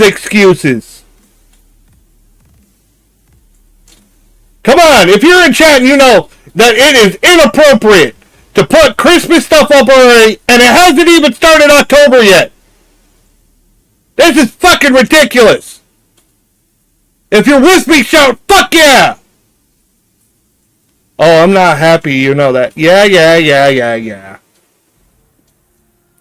Where's yours? Just to see if we knew. Another REM pod. Again, it's not them faking, it's misidentification. At best, the sound when he walks in that he puts on text, they called him misidentification. I think it's a little bit more, but that's just my opinion. Okay, look. Beardo's really tiptoeing around to be nice to these guys, and I think it's because he doesn't want to hear them bitch again. But I'm like, come on, you can't keep worrying about people getting butthurt every time you prove them fucking wrong. Alright? Wrong, you know, fake is fake. I get you on the one that's like, okay, this could be misidentified, an honest mistake. I get that, and that's fine. But if you could catch them like that hard edge, that was bullshit. You know it's bullshit. Fucking own up to it. Own up to it. If he could do this kind of fucking level of research into your stuff, look at it in slow motion, you can too. You gotta know that people are gonna look at your shit, especially if you're making bold fucking claims. Alright? Somebody's gonna call you out. Don't get butthurt when you get called out for your bullshit. That's fucking ridiculous. I know I lied to you and conned you, but you don't, you're just picking on me, but you're bullying me by calling me out for it. Whatever. See, they walk in, ooh, K2's going off. They think they've got an EVP. I didn't hear a thing other than their own movement sounds. And then an exhale from, I believe it's the guy. We'll go with misidentified sounds there. We'll go with that. The two K2s have been at level 4 or 5, almost consistent for a large passage of time in this room. If I was to hazard a guess, there's something in that room with power going to it, old cabling or something. But they do have two-way radios. Lily! Fair. No apps, no portals, no gimmicks. K2s and REM pods are gimmicks for a lot of people. Listen, I've watched some of the bits of it. They claim that ghosts are saying Andy and Matt. I can't hear it. I can't hear it. Either I need a new headset, or this is the same thing as before, where stepping on glass is being pronounced as Andy or Mark, or an exhale from one of them walking with a camera. All of those things, alright, fair. It's just misidentified sounds, the equipment randomly going off. All of this other stuff could just be them misidentifying things. The hand was just, to me, a bug. The K2's constantly going off like that in this building where the ceilings are gone, there's wiring hanging down, that could set off the K2s. Even, that's not fakery. Or the voices that I can't hear, that they're overlaying, just seems to be them stepping on glass, shuffling their feet and breathing, and they misidentified them. So for the most part, everything has been simply misidentified, as opposed to blatant fakery or staging. But that hard black line through that ghost, that is something that's over. And that was their biggest bold claim. Tracked properly, you were a frame out. Now these, but again. So, in my opinion, they've tracked something across, and for one frame the tracking is out, which is what gave that hard line. But that hard line was even visible on the video that he was recording at the time that they've overlaid the second one on. Hard lines like that don't exist in nature. The next frame, it's almost translucent, but covers the entire area again. In my opinion, that's added in. Do please let me know your thoughts on the comment section down below. Yes, I'm aware. Me and these guys have got a bit of a history. It's not what it's about. Another debunker and one other person have said to me, hey, can you have a look at this? Because they reckon they've captured a ghost on camera. They didn't. They've misidentified things, and in one instance, that hardline says to me that it was added in post-production. Much love to you all. Beardo out. You stop. How you doing? I'm Callan and this is Slapped Ham. You're about to see some seriously freaky videos. So hit that subscribe button and get ready for more scary content. Just like this.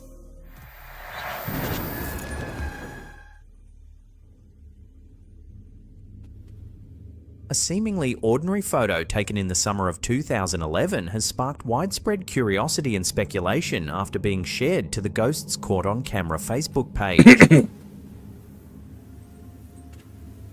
Captured on a rural property in Western Oregon, the image shows a group of young girls standing by a creek. Let me guess. But with one. Wait, hold on. I forgot to get rid of this one. Alright, Slapped Ham, mysterious things caught on camera that will creep you out. Sure, okay. I'm guessing that this girl right here, they're going to say, oh, she wasn't actually there when we took the picture. Twist. A ghostly looking girl appears in the photo. Yeah. Supposedly. Yeah. Never there. Supposedly. Why are there so many fucking photos like this? I think people are just stupid. That's the only thing I can think of. I think people are just stupid or forgetful, and they're like, well, I don't remember it. I don't remember that person being there, or I can't remember. That's the only excuse I could think of. Or they're just flat out bullshitting. Like Susan, see, Susan in the picture, she looks all different from the rest of you. She looks like a ghost, doesn't she? Let's see if I can get it to go viral. Pretend you don't know Susan. There's a ghostly girl in the picture. Tammy Brenneman Vick, the photo was taken with an early model iPhone while spending time at her grandparents' remote property. Who gives a Only fuck? A few people were present that day. I give a crap what kind of phone she fucking took it on. Two of the girls in the shot, and her 7-year-old son, who declined to be in the picture. But when she later sent the photo to her friend via text, the response was instant. Who the heck is that? The confusion centered on a young girl standing there. Some fucking idiot in your fucking chat. Who the heck is that? Fucking shut up. How can you not see her? Then, the other ones at least would make a little bit more sense and were more subtle. You can see her arm. You can see the bathing suit she's wearing. Like the outfit, whatever, the colored shirt. Alright? And the reason she's darker than the other ones is because she's behind a tree. She's shadowed out. This is fucking stupid. Tree on the top left of the image. Her greyish skin tone, unnaturally dark eyes, and the faint faded... Yeah, let's insult the little girl now. Stood out, especially in contrast. That's what you're doing. Clearly defined children. She's grayed out. Present that day remembers another girl being there. In fact, the of course. The girl on the top left wasn't physically there with us. We have no clue who she is. Yeah, you're full of shit. You are full of shit. Story, Look at it. This is one of the worst ones because the other one's genuinely you could tell. But this little girl, the way she's angled, she knows she's fucking there. She's interacting with her in the picture. Stop it. Fucking stop it. Adding to the eerie backstory, the poster... Oh, the eerie backstory, the bullshit? A certain mystery. While there's no known history of tragedy, she and her sister, who both spent much of their childhood on the land... Yeah, the rest of this doesn't fucking matter to me because I already know you're fucking lying. ...areas of the property. To complicate matters further, the family's first home on the land was destroyed in a freak electrical fire just a few years after being built in the 1970s. Speculation has arisen that the girl might be the spirit of a drowning victim. The child in question is standing in the deepest part. You're fucking lying. Whether or not the mysterious... You're lying or they lied to you. ...remains up for debate. But for the families involved and the growing number of people viewing the image, her unexplained presence is as haunting as it is unforgettable.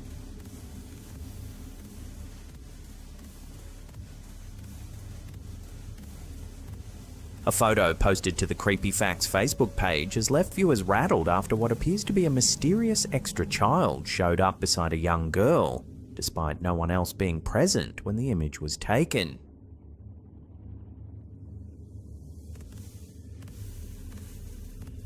According to the original poster, the photo was captured by her mother using a standard phone camera. Okay. My mum took this picture. She wrote, my daughter is the one on the right. There was absolutely no one else there when she took the photo. It's a double exposure, you fucking moron! Oh my god. Are you fucking kidding me? You can see they look the same. You can see that they look the same. The hair, the fucking positioning of the art. She's fucking the legs moving. Yeah, this is almost like a movement. Maybe they got it at a different shutter speed. I don't know what kind of camera they were fucking using. But it's not another fucking girl. It's not a fucking ghost. It's... Oh my god. Oh my god. I'm so tired of this fucking dumbassery. Yet somehow, another figure appears beside her. Oh my god. Gathered attention, with many viewers unsettled by the strange presence. One commenter suggested the image might show a ghost, while another posed a chilling theory. I'm wondering if this child... Oh yeah! Lori, I'm wondering if this child had a twin at birth. Yeah, I wonder how many of those laughs replies where they're calling him a fucking idiot. Because they are. Lonette Keene. Oh my god. Yep. Good job, Slaptam. You put her name right out there. You put her name right out there for looking like an idiot. Good job. Great job. Magical. Stupendous. Bro streams on YouTube. Yes, Zelda Gaming. I stream on YouTube now. And Kick and Twitch. All three at the same damn time. What up? Child had a twin at birth that maybe didn't make it. Skeptics, of course, have offered possible explanations ranging from motion blur to image artifacts or even a simple trick of shadow and light. But most agree that the image doesn't appear to be intentionally manipulated. We'll throw this one over to you, the viewer, for final judgment. What do you think? Camera glitch or a ghost caught on camera? Let me know down below.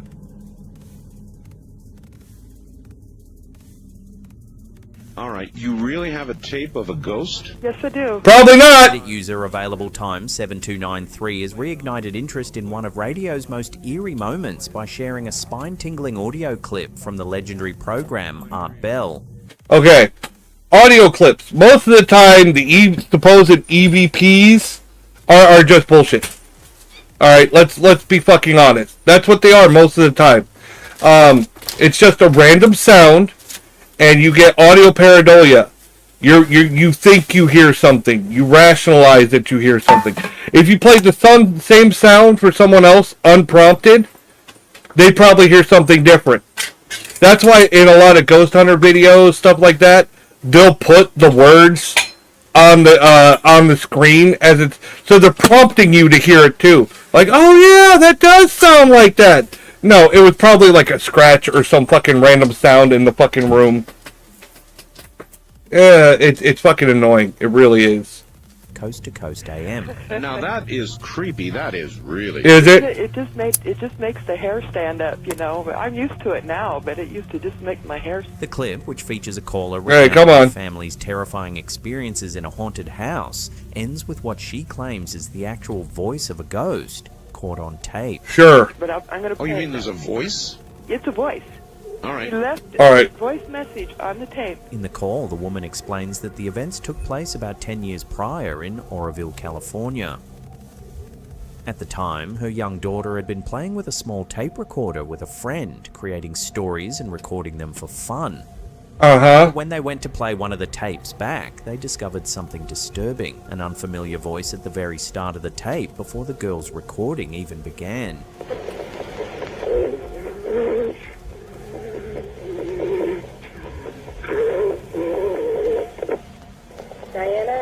The voice, which appears on the unmagnetized lead-in section of the cassette, seems to say, "I wish we were together." He says, "I wish we were together." Okay. Oh, all right. Play it again.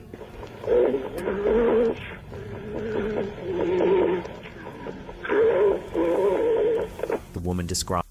All right. Unmagnetized part of the tape. No, it was magnetized. A. B. Where did you get the tape from? Back then, you could. A lot of these cassette tapes were reused a lot. A lot. They would re-record over and over again. And like he said, magnetized. If you put a powerful magnet over these things, you could erase previous data on there. So this could be a result of maybe leftovers from a previous recording or wherever you got the tape from. There's too many anomalies on here, and if you're saying that they somehow recorded it on the unmagnetized, then it wouldn't play the unmagnetized part. It wouldn't play. You only record on the magnetized. It's all magnetized. It's one. I'm fucking aggravated. Over again in disbelief, growing increasingly. No fucking logic here. Strange activity began escalating in the house.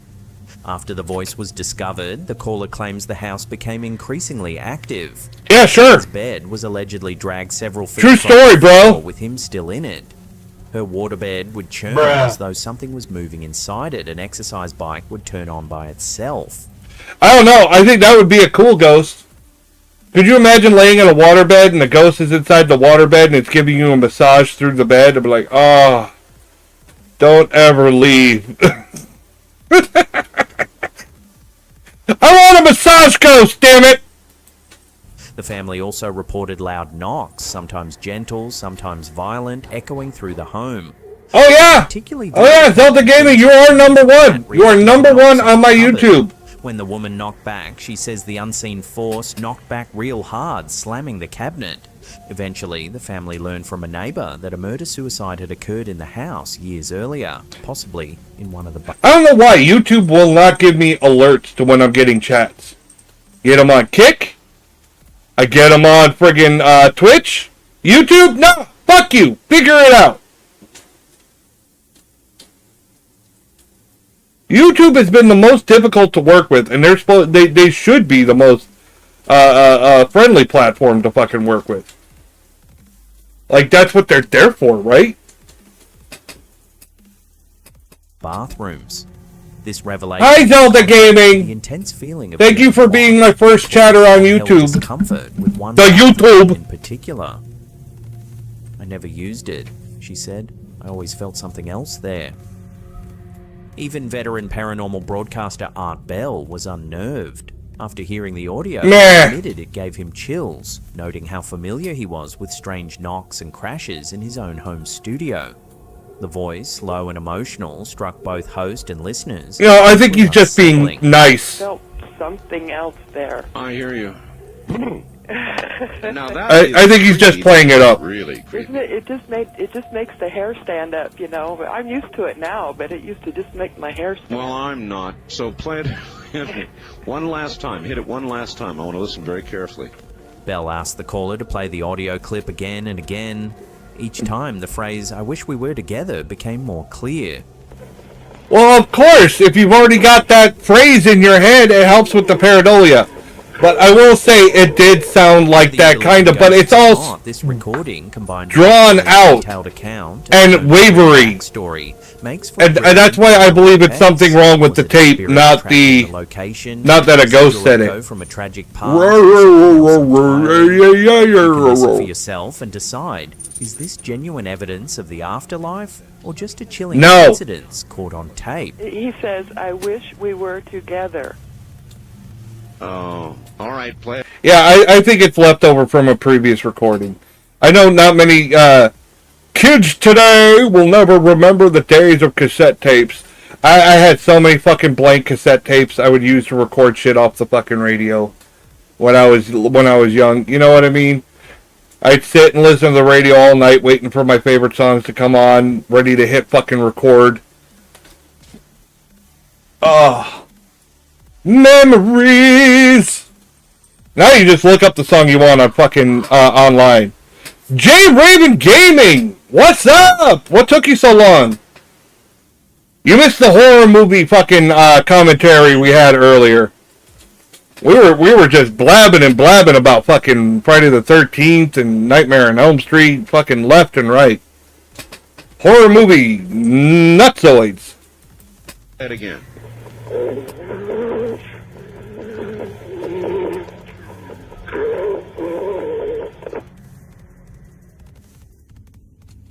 A recent post by Reddit user available time 7293 has sparked fresh discussion. I was shopping and sleeping at the same time?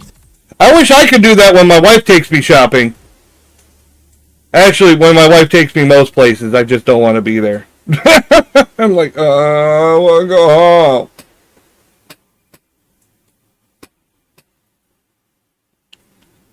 And it was like when we used to go on cruises a lot. All right, and we'd go on shore, and they'd drag me along on their fucking shopping sprees and looking at jewelry stores, even though we couldn't afford the fucking jewelry and shit. I'm like, why am I here? I am bored out of my fucking mind. See, they like to do shit on a cruise ship. They want to go see the shows and look at shopping and do this and do that and run all over. I want a bucket of beer, sit on my balcony, have a fucking cigar, put my feet up, and fucking drink beer. That's all I want to do is sit on my ass. Dad, let's go shopping. No, that. Luckily, you know, I've only been on one cruise with my oldest child, and we actually had fun. Me and my mother-in-law and my wife were doing shopping and shows and stuff. Me and my oldest child went exploring around the ship. And we had a blast. We're like, I've never been here. Let's go see this part of the ship. That sounds fun. It was a blast.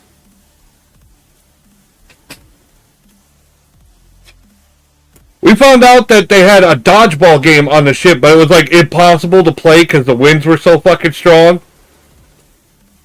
There was a big net. Okay, there was a big net around it, so the ball wasn't flying outside the net. So we weren't losing the ball, but you'd throw it, and it would fly way off to... The winds were super fucking strong.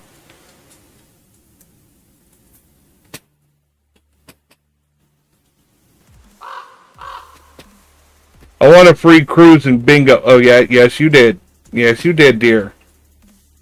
Good for you. I don't think I ever won shit at bingo.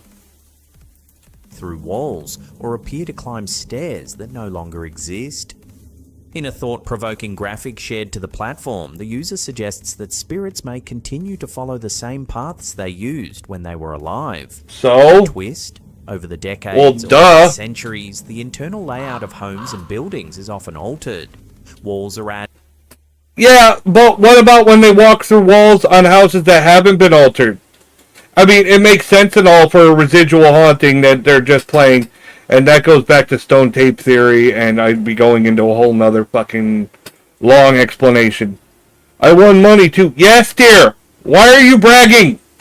Stop bragging! Added, staircases are removed, and spaces are reimagined for modern living. As a result, a ghost might appear to be gliding through a solid wall or floating awkwardly through mid-air, not because they're trying to defy physics, but because they're simply following the architecture that once was. This theory closely mirrors a well-known paranormal concept known as a residual haunting. Well, yeah, the Unlike residual intelligent haunting. hauntings, where a spirit is... Okay, see, we were just talking, I'll go into this just because on the last one we were talking about cassette tapes and recordings and magnets. You know, stone tape theory is that the environment, items in the environment, like naturally occurring, like in the ground, like running water, quartz crystals, stuff like that, stuff that could be used in recording devices, like more modern recording devices, somehow work together and record events. And again, no one's been able to prove it. It's just a thought, a guess, a maybe, what if, you know, type thing. But I think it's fascinating. I think it's a neat idea. It would explain residual hauntings, where things just play over and over again, supposedly. If it was just a recording playing over and over again, well, of course it would make sense that it plays over and over again if it's being played like some kind of recording. We know, like, old-fashioned cassette tapes just used magnets. It was a magnetic strip that recorded the information. So, you know, you had to use naturally occurring elements, or you had to use stuff like that to make the cassette tape. It's just how. How did the environment decide to record that portion, and how is it being played back? What's projecting it? What's being... There's so many ifs and maybes. It's an interesting idea, because it would explain residual hauntings. According to a lot of paranormal investigators, at least some on the up and up, the more trustworthy ones, they say that hauntings are more common in areas that have, like, running water and quartz crystal, stuff like that. That's the reason I brought up those two specific things. If those are in the area. So I think that is part of what brought the idea of stone tape theory into thought, into consideration. To interact with the living or respond to its surroundings, residual hauntings are more like a recording of past events. The energy of a person or moment is believed to be imprinted on a location, replaying over and over like a scene caught on loop. These hauntings are typically non-interactive and tied to specific routines. Someone walking down a hallway... Stone tape theory would not explain, like, intelligent hauntings, that's what they say, where the ghosts interact with you. Some see it as a compelling explanation for odd architectural inconsistencies in ghost sightings. That cold spot or sudden feeling of movement. I always assumed that... One user commented... Okay, I always assumed that was common sense, that the ghost walks through a wall because there used to be a door there or something. I always assumed that people just had enough common sense to know, oh, well, that makes sense. At one time there was a door here or something. We've just renovated over the past. Others, however, are less convinced. They argue that while the idea is intriguing, it still hinges on the assumption that ghosts or their energy exist in the first place. Still, the theory raises an interesting question. If walls and rooms can change... Now, the reason I don't say that I'm fully skeptical of ghosts, I mean, I'm plenty skeptical. You hear me fucking rant and rave on here all the fucking time. But the reason I won't completely nix the idea of ghosts is because of ideas like energy can never be destroyed. It can just take another form, another shape. So what if the human soul? Nobody's proven what the human soul is, if it really exists or not. I would assume if the human soul exists, it would be a form of energy. Considering to make your body move, you use the brain sends electrical signals through the body. So I don't think it's too far-fetched that energy would be a form of the soul. So that would be why ghosts would exist afterwards, is just their energy remaining in the area. I don't know. Again, with the circus that the paranormal community has turned into, I don't think any serious fucking scientific investigations will start until somebody actually makes a breakthrough or somebody proves something seriously. Right now, it's a big fucking laughingstock because of people like fucking Sack Baggins. That's another part of why I hate fucking fakers in the paranormal community. Because you hurt people that are actually taking it seriously and trying to get real research fucking done. You know, it may be that it's not real. It may be that all these people are wasting their time. You know, that might be a fact too. It might be that ghost hunters are... But they're trying. I mean, how many people... how many scientific studies have just been dead ends? At least they tried. I mean, I have respect for that. If you take it seriously and you're really trying, I have respect for somebody doing that over fucking faking and lying just to get credit. But energy impressions linger. Could modern buildings be full of forgotten paths and forgotten presences intertwined beneath the surface?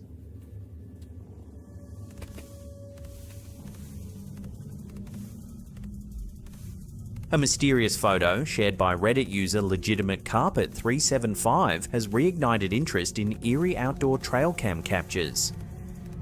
Ooh, trail cam! According to the poster, the image was taken roughly 20 years ago in northern Indiana and shows a strange, white, semi-transparent shape in the center of the frame. The photo was recovered after a friend retrieved his old trail camera and had several shots printed, only to notice something bizarre in one of them.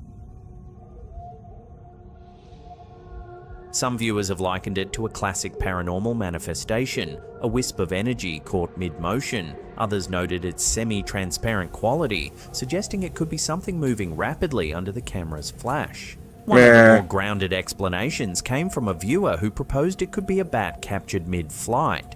If you look closely, you can see the wing membrane and its little hands, they wrote. As with many unexplained trail cam photos, definitive answers are hard to come by. But that hasn't stopped Reddit users and paranormal enthusiasts from offering their takes on what was captured that night in Indiana. Huh.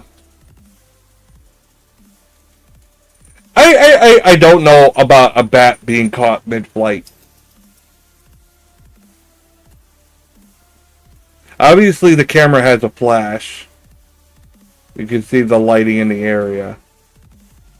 And honestly, these look like swirls. You can see the spiral here. There's a lot of swirling.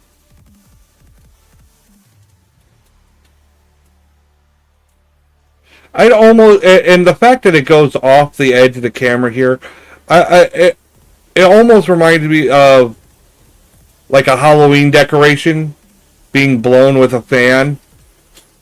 And I think that's how probably what they did. You know, where they use mesh. If you look here, look at the slight openings here. It looks almost like a woven mesh. Maybe a mix of lighting or wiring to keep it stable. That's what these wires are. Or these swirls. And they might be using skeleton hands to make it look creepy. But I think that's a mesh looking right here.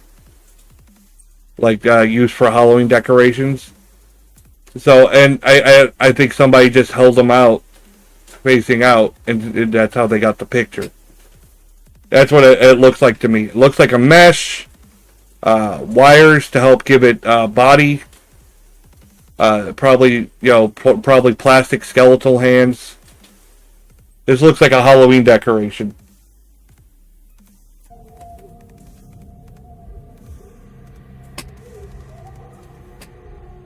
Here's a quick and odd one from TikTok user Tiramisu80. The clip quickly went viral. Tiramisu? Was confused.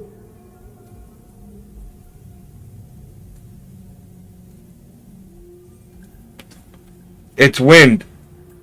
It's just fucking wind.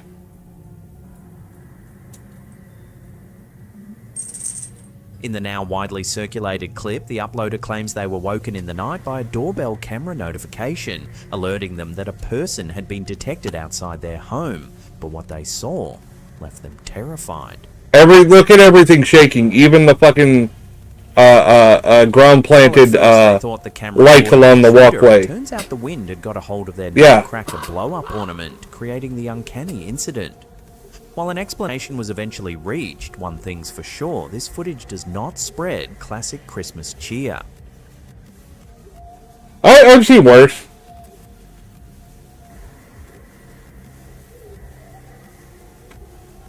My parents have a massive inflatable Grinch on a sleigh. May The thing is 2005, huge. An unsettling mystery began to unfold in And I love the California, Grinch, so. where residents reported birds suddenly falling from the sky, sometimes. Why are we showing a dead bird? Trauma. Witnesses describe the sound as similar to a firecracker or small explosion, with birds collapsing mid-air or as they perch, seemingly exploding on impact. Security cameras have captured several incidents, prompting fears of electrocution from power lines. However, utility provider PG&E has ruled out electrical faults, confirming their infrastructure meets bird safety. Yay! Be home now! Autopsies Freedom! by California Fish and Wildlife revealed significant trauma to the birds, including a mourning dove and European starling. However, no evidence of electrocution or poisoning was found. Officials say the injuries are consistent with pellet guns, BB guns, or slingshots, though no suspects have been identified. Okay, why is this on a paranormal thing then? Doubting the pellet gun theory due to the volume and violence of the pops. Flyers have gone up. Really? We doubt a pellet gun because of the volume of... Fuck. Somebody's fucking got a BB gun fucking popping off birds like a little shit. This is fucking stupid. So he was shot. Yeah, the birds were fucking shot. Some little shit's running around the neighborhood popping off birds with a fucking BB gun or something. It's gotta be supernatural. No, it can't be a pellet gun. It's too violent. The sound was too violent. In the neighborhood, asking residents to report any suspicious activity or further incidents. Authorities, including wildlife officers and the Contra Costa Sheriff's Office, are continuing their investigation. While look, if you're gonna blur, look, the true origin. If you're gonna blur out the dead birds, then don't bother fucking showing it at all. Just cut it out. There's no reason for it if it's just gonna be blurred out anyways. The whole point of seeing it is for the person to understand the damage done to the bird. Was it a BB gun? Was it this? Was it that? Well, if you can't see it, there's no point, so fucking get rid of it! Damn it. Richmond's exploding birds remains unresolved. Not that I want to see dead birds. Experts and residents I don't. for answers in this ongoing urban mystery. But the whole point is to show the evidence. For someone to investigate. Callan in this here sack. Keep him in there. To 10k likes, or he stays in there. Good. Keep him in there. For decades, residents of Somerville, South Carolina have reported mysterious glowing orbs hovering along the town's old railroad tracks. This is AI. The lights are often described as soft, flickering spheres, sometimes white or bluish, and are most frequently spotted. Stop using AI photos while you're telling the story without at least fucking explaining that these are not actual The lights pictures. belong to a grieving woman said to be searching for her decapitated husband, whose spirit is said to wander the tracks with a lantern in hand. While many in the community have embraced this Look, ghostly... do you know how many people probably in the comments are probably looked at a picture like this one right here and thought that this was legit? This is AI. This is AI to help illustrate the story he's telling. How many people do you think in there really think that this is real? Others, including scientists, believe there may be a more grounded explanation. According to US Geological Survey seismologist Susan Heuve, the Somerville lights might actually be earthquake lights, a rare and poorly understood phenomenon caused by seismic activity. Earthquake lights are naturally occurring luminous phenomena that appear before, during, or after seismic events. Interesting. I've never heard that before. Forms, glowing balls, streaks of light, or pulsing flashes in the sky. They've been documented. How about balls on your forehead? Around the world, often preceding major quakes, such as the 2000. Well, why doesn't anyone have a photo of it? In Peru, the 2009 L'Aquila earthquake in Italy, and Japan's 2022 Fukushima quake. I mean, we have it's basically cool story, bro. Research letters suggests that the lights in Somerville could be related to micro tremors, tiny, often unfelt earthquakes that are still active in the region long after the devastating 1886 Charleston earthquake, one of the most powerful to ever strike the eastern US.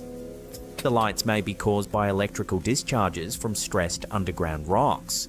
Other theories point to ionization of gases like radon or methane interacting with the atmosphere. Methane? Or piezoelectric effects. I'll blow some methane. Quartz-rich rocks generates bursts of energy. If these discharges occur near metal structures like buried railroad tracks, they might appear as glowing orbs moving mysteriously. I mean, if you want to say it's seismic activity and you've got metal railroad tracks, it could be sparks. Metal clanging against metal. It could be any number of things, but do I think that it's some fucking ghostly phenomenon? No, I don't. Seriously through the darkness. While the lights continue to and the fact that we should be seeing evidence right now, not a whole bunch of AI-generated images. Clues. Tracking where and when these lights appear. It's fucking irritating me to no end. Hidden fault lines and better understand seismic risks in the southeastern US. It's making these known for large quakes, but these creators fucking lazy. History. The residents of Somerville may not give up their ghost stories anytime soon, but thanks to researchers like Huff, we may one day understand the true nature of these spectral lights. Until then, the phenomenon remains one of the few places where folklore and geology walk side by side. If you say so. Well, hey, that's the end of the episode. Thank you so much for watching. Click these 2 links here if you want to watch more scary clips. It never ends! Ugh. Alright. Interesting. Okay, so Side-Eye Guy, which I find funny. I like Side-Eye Guy. Court transcript exposes and debunks Selena Spooky Boo's stalker story. The truth revealed. Oh. Ooh!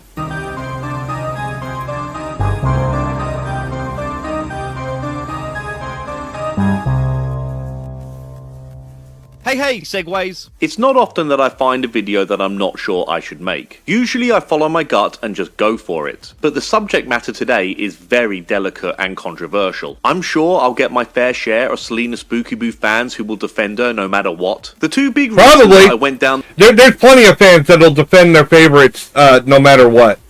Like Zach Baggins. You could show that, like, step by step how they faked something and show the proof, and they'd still be like, no, you're lying. They won't believe fucking truth even when it slaps them in the fucking face. So, it doesn't matter. On the path of researching and creating this video today is the alarming and disgusting lies Selena told in that Sam and Colby Hell Week video when she claimed that in the Ferrara school, when the location was operational as an elementary school, that children were being essayed, murdered, and their bodies were incinerated. Yeah, I remember this. Boiler. No? What's up?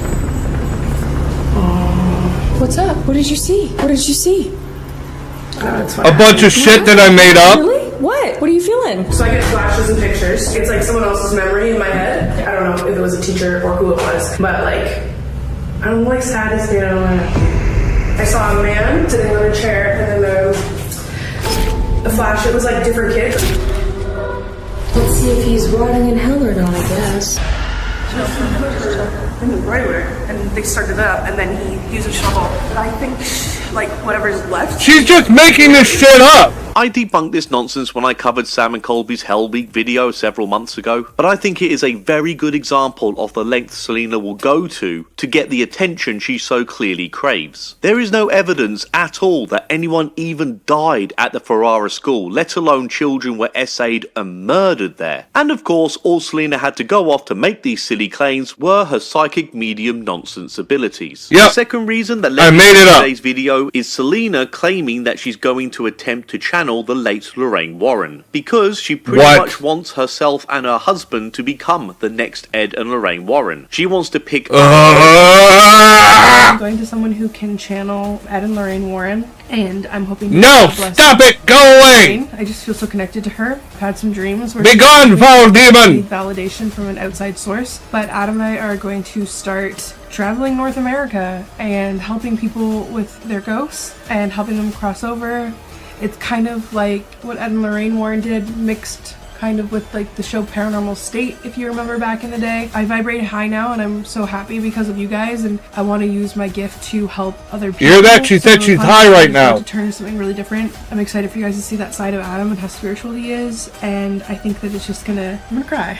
As ridiculous as all of this is, yeah, Selena no actually shit. has more in common with Lorraine Warren than just the glaringly obvious fake psychic medium thing. They have both greatly exaggerated and said some questionable things in a real life violent murder case. With Ed and Lorraine Warren, I'm talking about the murder of Alan Bono in the Devil Made Me Do It trial, and with Selena, I'm talking about the tragic death of Victoria or Tori Stafford. Selena went on trial as a witness for the prosecution to Tori's killer. I will not be mentioning this monster by name, nor his girlfriend who was his accomplice. They are both complete and utter pieces of shit, and they do not deserve to have their names mentioned. Selena went on to make a video talking about her side of what happened during this whole thing, and what was said in Selena's YouTube video seems to directly contradict what Selena said on trial. In my opinion, I believe that Selena has bent truths and greatly exaggerated her involvement in this whole thing, and she seems to have done this probably to make for herself attention. be the main character in this tragedy. There will be none of my usual jokes in today's video. This is one of those side-eye guy serious videos, and just to show how serious I am in all of this, I'm bringing out my big gun here, Agent F. Agent F has been a huge help in the research of this video, so really, thank you very much to Agent F. I have recorded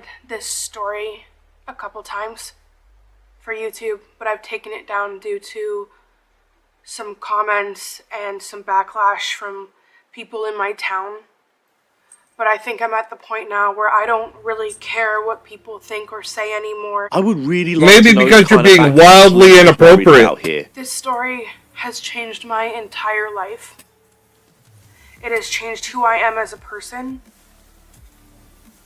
And I think about it every minute of every single day. Listen, as much as I have reason to believe that Selena has greatly exaggerated her trauma here, I have no doubt that this could well have affected her. When you read about what this monster did to the victim Tori, it is so difficult to comprehend that a human being could do that to an I really don't I want hope to. there is a hell just for this guy and people like him to burn in. Of course, all of this would affect anyone who was involved in it. But as this video goes on, you'll see why I believe Selena is not being totally sincere when she says that she thinks about this every minute of every single day. But I really should take this opportunity now to ask you all to please go watch Selena's original video so you do not think I'm taking anything out of context in my video. And that is about the murder No, I of trust you. 8-year-old Victoria Stafford and the very small part that I had in that story. Selena does say that she plays a small part, but really it is a tiny part in the overall story. But Selena, however, greatly exacerbates her involvement in all this. And as far as I can tell, she is really just doing this for clout and views. I do live with a lot of PTSD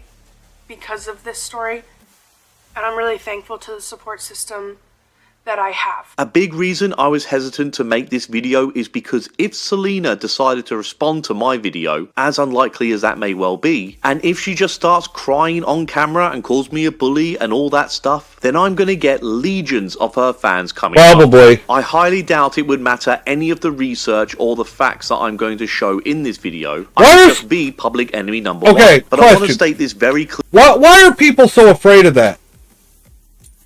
Just ignore them. I mean, I'm really good at ignoring people. I never understood the fear of somebody else's fans coming after you. I mean, unless they're like violent or plan on harming you. But bad words are just words. I mean, that's just my take on it. Unless they're violent or aggressive, which is possible. Some fans are fucking, like, insane. But the problem I have with her is she interjected herself in, like, real life friggin'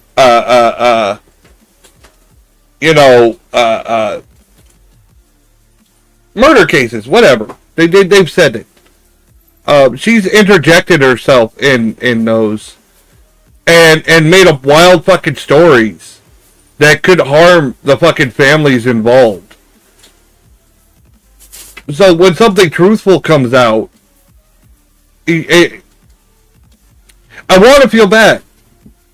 For anyone else, it would be easy to feel bad for them. You get what I'm saying? But when you think about the harm she's caused, it's like, well, now it's biting you in the ass? Have you thought about what you've done to other people? Does that make any sense? Clearly right now that I stand behind everything I'm about to say in this video. On my 17th birthday, I was at a house party. And I had downloaded an app called Zeus. It was attached to Facebook, and it was like Tinder, where it told you how far away somebody was from you. And I got a notification. This guy wanted to talk to me. From the picture, he was very handsome, and he was super kind. I suppose one of the interesting things to point out in this whole ordeal as well is how with all of Selena Spooky Boo's alleged psychic abilities, she didn't see any of this coming. But honestly, let's not dwell on that too much. And at 17 years old, being this dorky, chubby, weird girl, I was so excited that this, grown-up man wanted to talk to me. I didn't even think that it was weird at the time. The one thing I can 100% agree on Selena with and get behind is that everyone needs to be careful when it comes to talking to strangers online. So, on this app, for the next 2 days, we chatted back and forth, back and forth. I knew I was never going to meet him, and I decided to kind of chill the conversation after 3 days. On that third day, I'm like very strict on what my girls can do and say online and stuff like that. I'll never forget my dad coming into my room and saying, "Who's in the driveway?" I think it was like 6 a.m. And I looked out my bedroom window and the car was already going down the street. That day, when I got to work, that car was in the back of the parking lot. And when I went for lunch break, that man came into my work and asked my coworker for my phone number. When I came back That's from weird. And she said, this handsome guy came in, he asked for your phone number. I never put two and two together that it was this man. So this is what Selena means by the title of her video. This murderous monster apparently stalked Selena. I have no idea how Zeus works. I don't even think it's a thing anymore and I never used it. But unless Selena put her full name into this app or she shared very personal information with a stranger after just 2 days of chatting with him, then I have no idea how he would have ever discovered her home address or place of work. I mean, I don't know. Maybe because Zeus was part of Facebook. Maybe it just showed the full name of the person you were talking to. Maybe. Seems kind of silly and dangerous to me for an app. Because all the information's online now. I'm sure stalkers have their way of finding information about people they want to stalk. But this whole thing is still striking me as a little bit. Think about how many people get doxxed over the slightest bit of information that's given out. I mean, yeah, it's easier when, like, something leaks, you know, or you find, like, court documents with unredacted information. But, once you get that info, sometimes it doesn't take people... even if it's difficult, sometimes people can get that information. Odd. That night at 2 a.m., I got a phone call. It was him. And I said, how'd you get my phone number? And he said, oh, I got it from the girl at work. And again, I wasn't scared. I was flattered that he had gone the extra mile to get my number, that maybe he had seen me in real life and I didn't need to be self-conscious because he actually knew what I looked like because, you know, I didn't look like my my profile picture that much. I would see this car everywhere when I was at work. It was in the parking lot. I ended up telling him he made me uncomfortable. Yeah, no shit. I would have been uncomfortable as I got fuck. this call from him, and I guess he was watching because he said that I was gross for seeing this person and that this person was... Dude, come fucking talk to me. Don't just call me out the blue. Don't go stalking my fucking work, showing up in my fucking driveway and creepy shit like that. Fuck that shit. No. I don't care what you fucking look like at that point. Like, no. You did that was the wrong way to go fucking about it. You done shut down any chance. That's fucking was weird. bad, but like I literally didn't know him, and at this point I was getting scared. So I told my parents. And I'm pretty sure my parents had contacted the police at that point. One day I was out with my best friend Brienne. And he had called and he had called and he had called, and she called him and she said, I don't want you to call my friend ever again. Do not talk to her. The problem I have with this story is that I got Selena's court transcript from the killer's trial, and in her testimony, she doesn't bring any of this up. The prosecuting lawyer even leaves open-ended questions for Selena to help her bury the killer, but Selena just doesn't deliver. At any point, Selena could have mentioned the things that she is talking about in this YouTube video. The prosecutor obviously wants to put this killer behind bars, and Selena had a good few opportunities to give a character assessment of the kind of creep she says this guy is. But instead, we only hear about any of this in a YouTube video, way after the case was closed. I mean, don't get me wrong, the killer was still found guilty, but I cannot help to think that there is something really, really wrong about having such huge contradictions between what you said on the stand and what you are going to say on a YouTube video. Here's a good example of Selena having every opportunity to tell her story in court. The lawyer asked Selena, did your decisions online ever turn beyond simple friendship? Right here, Selena can put the record straight and say that it was not a friendship, that this guy was a creepy stalker who discovered her home address somehow, and also discovered her place of work somehow. And he made her feel very uncomfortable and unsafe, that he continuously persisted with unwanted communication with her. But instead, when she took the stand, she just answered with yes, and that was it, nothing more. She literally gave the courts none of this information. My friend Brienne and I... Yeah, that's odd. In the shoe section. Why wouldn't you put that out in... This woman on the other side of the aisle going, no. That seems like pertinent information. We looked through, and I saw him. He turned his head and he looked at me and he goes, Selena. My friend and I book it. We're 17, we're terrified. We run out to my car. That car that had been on my street, that weirdly painted Honda Civic, was parked against my driver door. This is the kind of stuff that frustrates me with Selena's video. From what she says on YouTube, where she gains money from this story, is very, very different to what she said in court. Selena said that she never met the killer in the courtroom testimony, while she is under oath, let's not forget. But according to her YouTube video, the killer saw her, called out her name, and even tried to trap her car in the parking lot with his car, according to Selena's account in her YouTube video. That car that had been on my street, that's very painted Honda Civic, was parked against my odd. She does say in court that she saw him in Walmart, but fails to mention that the killer was stalking her at the time. Selena even says in court that she recognized the killer from his profile photos, and that she saw him driving his car around town. Again, it would have been a great opportunity to tell the court that he was driving to her place of work or her home to stalk her. The day that I got this text message from him, you would have added charges. And we were in the car. And I've always tried to figure out what the message was. But I know that he had asked me to help him with something, like moving something. Like, I'd never met him. He would ask all these weird things all the time to try and get me to come out. And then I didn't hear anything. And then later that day, the whole downtown was full of people throwing missing posters at the cars that drove by. So this is the point of the story where Tori went missing and sadly was murdered. The killer had actually tried to contact Selena on the same day he murdered Tori. This is actually true. But again, Selena's story wildly contradicts the courtroom transcripts. And in this moment, I didn't know.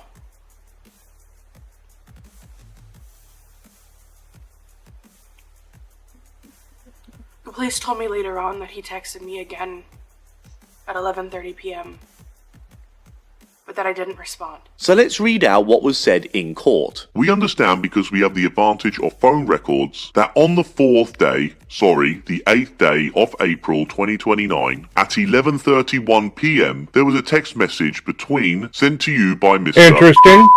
Do you recall receiving that text message? No, I don't recall. Okay, did that. Is it possible that it happened or not? Yes. Alright. We also understand that at 11:55 p.m, again on April the 8th, 2009, there was another text message sent to you by Mr. Do you recall specifically that message? I don't. Okay, again, was it possible that it occurred?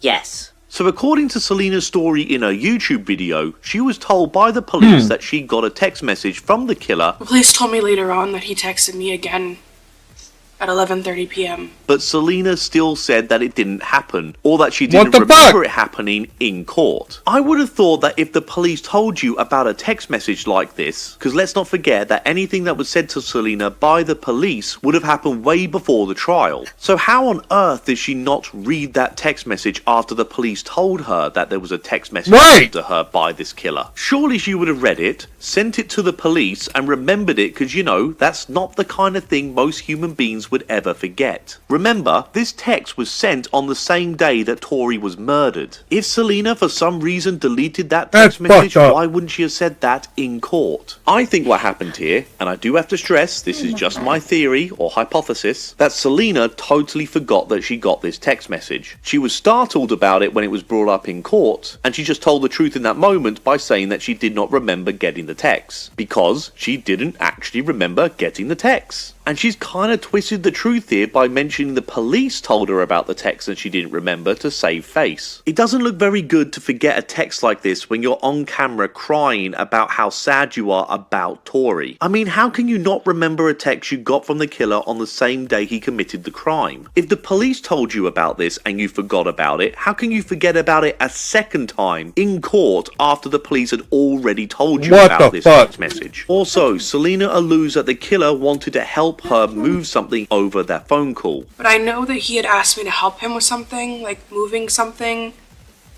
Like, I'd never met him. He would ask all these weird things all the time to try and get me to...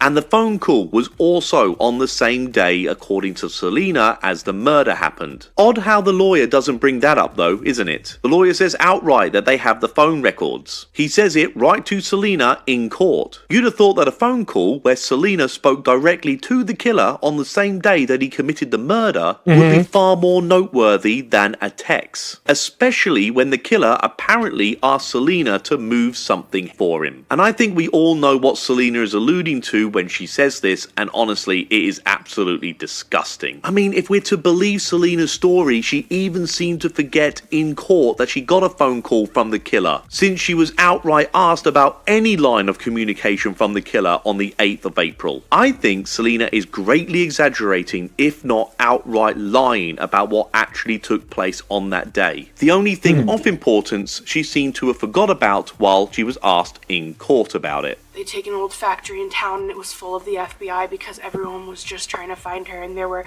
so many different stories and so many ins and outs, and there was... The FBI were not involved in this case at all. The FBI can go international, but it is first and foremost a USA institution. And Selena is Canadian. This whole thing took place in Canada. I'm not sure if this was a genuine mistake from Selena where she misspoke, or if it's yet another example of her getting carried away with this whole story and just adding in details that never actually happened. I came home one day from work and my mom was yelling at me from the back family room. Selena, Victoria is dead and they know who killed her. Well, there's his profile picture. Hey yo, what the fuck? Saying to my mom, that's him. And she knew who him was. My mom had called the police. And the police kept showing up at our house and calling and knocking on our door. And they always had these little tidbits, which made the story scarier and scarier. Like that he had this piece of cardboard in his car with my name and all these things written about me. or always ask me what these text messages were about, and I literally didn't know. Listen, I know I've been very critical of Selena in this video, but I can totally understand that this would be scary for any 17 or 18-year-old girl to go through. But the police are just doing their job to put this monster behind bars, and they need your help to not be the victim here. You're supposed to be helping the police bring justice to the actual victim. I'm also very skeptical if the killer actually had Selena's name written down anywhere. The killer had communication with multiple women that he met online. Selena was on stand for just 4 minutes and was one of many women who spoke up against the killer. Selena was a very small cog on this whole horrible story. And of course, we've only got Selena's word that anything she's saying in this YouTube video is true. And she's lied before. Been, like, stalking me. To this day. I can't answer a knocked on door. I hear knocking and I shut down. And I have to have Christmas carols as phone ringers. I gotta be honest, I don't believe this either. In so many of her ghost hunting videos, there is screaming, knocking, general loud noises. I think this is just more of Selena's main character energy coming through right now. I went to the store and I bought 500 purple balloons full of helium. And I made 500 purple butterflies, because that was Tori's thing, purple butterflies. I don't believe you. I don't. I just don't. I don't believe her. And I remember standing at her school when the sun was coming up. And there were all the butterflies and all the balloons. And I thought I would feel some kind of peace. And I didn't. The first time I heard this, I got to admit, I thought it was complete BS. But then Agent F found this article showing that it was in fact true. Selena did in fact do this for Tori, but much like the rest of Selena's video, it is full of half-truths. First off, according to the article, it wasn't in fact 500 balloons, but it was more like 300. It's still a lot of balloons, don't get me wrong, but I guess 500 just sounds a lot better to say on camera. Also, the article clearly states that Selena had help from her friend, that they both said that they took months to prepare for this whole thing. But Selena conveniently fails to mention her friend helping her in the video. She makes out that she did this all by herself. She doesn't seem to want to share this virtuous act with anyone else. And I think it's very unfair to fail to mention the other person who helped Selena do all this. However, even still, credit where credit is due here, this is a really lovely gesture to commemorate Tori. I'll never forget. Fair is fair. Yeah, she still did it. Okay. I was so mad because they were just, it was just verifying questions. Did you meet him? Did you this? They didn't ask the important questions. Like I had told the police. Like, but when you have a reputation for lying, when people know you for lying, it's hard to believe you. You know, if you're in a court case and you're caught lying on the stand, do you think that the jury's going to believe the rest of your testimony? When I was at Big Brothers, Big Sisters, and I had these little sisters, he would drive by, and I honestly feel like at that point that I was targeted. Like, maybe I was targeted. Selena makes it all about herself yet again here. I'm going to put up the whole transcript here in my video so you don't think I'm taking any of it out of context. Pause the video and have a read of it at your own leisure. I honestly believe that Selena had many opportunities to state her case and tell the court her full story. I believe that the prosecutor would have been more than happy for Selena to share this. But nothing like what is said in the video came out of Selena's mouth while she took the stand in court while under oath. This is just my opinion, of course. You may well read it very differently to me, but it's also important to note that Selena didn't actually know Tori. Because I didn't know her, but I felt like I knew her. I mean, this is hardly surprising since Selena was 17 and Tori was 8. I'm not saying this to say that Selena's mourning is totally insincere. I just think she is exaggerating it. I do not believe this guy stalked Selena, and certainly not to the extent that she is making out he did in her video. From what is said by Selena while under oath, it is very different to the sensationalized version of her YouTube video. But when all said and done, for me, it keeps coming back to that Sam and Colby Hell Week video. She accused a teacher or teachers from that school doing exactly what ended up happening. You missed what Selena was talking about? Yeah. her sleepwalking videos are funny. Are you kidding me? What's she talking about? I missed it.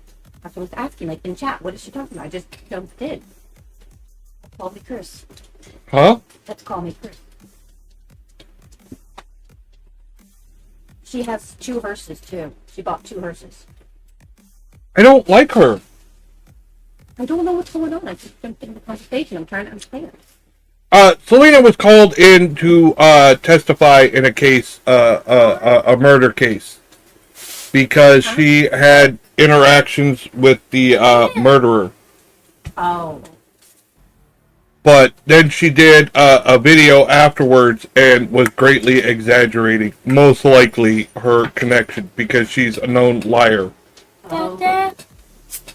What? Did you guys get done what I asked you? I'm guessing that's a no. You muted? No? Oh. You did pretty good. Alright. Oh, wait. Let me see.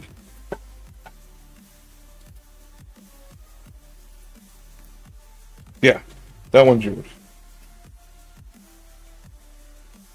To Tori, and she had no issue with spreading that lie. She didn't seem to have any issue with her morality putting that out there on the internet for millions to see without backing up with any kind of proof whatsoever. And I have no doubt whatsoever that whenever Selena claims anything that comes from her psychic medium abilities, it's total horseshit. But for me, it just cheapens everything that Selena is trying to say about Tori in this video. So please feel free to share your thoughts in the comments. And I will say before I end the video that with all of Selena's half-truths and inconsistencies, I do believe to some extent that this would have affected her to some degree. So please keep that in mind when you leave comments. And of course, don't go over to Selena's channel and spread any hate. Another huge thank you to Agent F for all of his help in this video. Ta very much. Cheerio.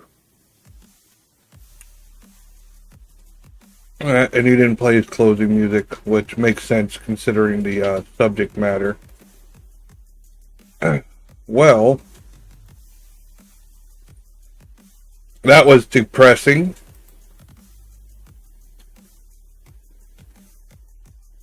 Debunked paranormal nukes. I'm not watching a 2-hour fucking video. Not a fucking chance in hell. Alright. Let's go Slapped Ham. Yes, Callan. Slapped Ham. Camera catches something no human is supposed to see. Right. And this is Slapped Ham. We've got some seriously spooky video clips for you today, so hit that subscribe button and get ready for more creepy content, just like this.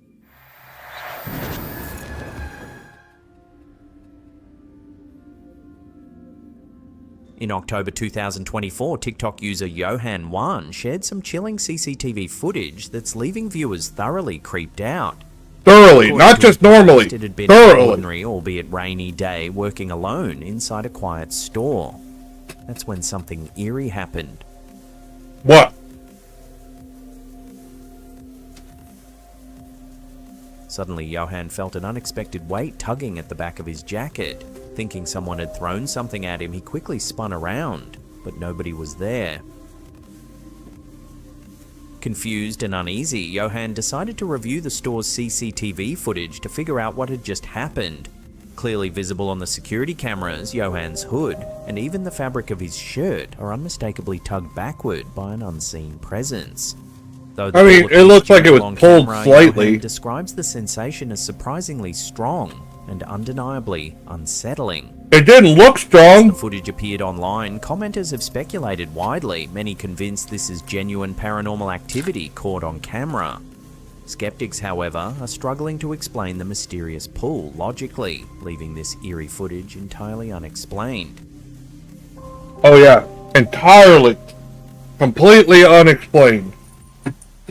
Hey peeps, just a quick interlude to let you know we've recently revamped our online merch store. No! Am.com.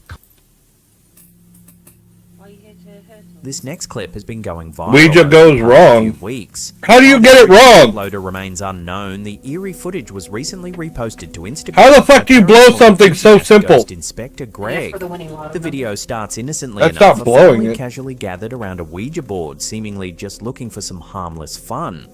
But the session quickly takes a sinister turn. Hello, my arm's aching. Come on. We'll close it. Dad, please. Yeah, it's okay, it's okay. Pick it up. Hold on, you've got it But you need to close it properly. Please, Look, Dad. I want to show you something on. Showing it after the fact doesn't. Oh my god. Warning, the planchette suddenly leaps off the board, seemingly dragged away. Okay. I would totally do this to my daughter and fucking prank the shit out of her. Alright? Hey, the planchette was fucking pulled completely off the screen, so showing it after the fact doesn't change anything. Alright, I suspect a string pull, probably. As for the lights, they have a TikTok video that shows a guy, his daughter was having a sleepover, like a slumber party, and he went and turned the circuit breaker off to cut the lights. Was fucking with them from basically probably the garage, or wherever the circuit breaker was. Which is what I would totally do. So that's what I feel like is going on here. Like when the lights cut out, somebody probably flipping the circuit breaker. I think he probably pulled a string to fucking prank them, scare the shit out of them. That's what I think. By an invisible force. Yeah, it's fine. I know, my arm's aching. Come on. We'll close it. Dad, please. Before anyone can react, the lights in the room abruptly flicker off, plunging them into darkness as the clip dramatically ends. Kenny, oh my God! Could this chilling footage truly be evidence of a spirit making contact during a Ouija board I'm session trying to gone see wrong? if there's a Or is it string merely a or clever where the hoax string would be. designed to go viral? His hand is blocking it.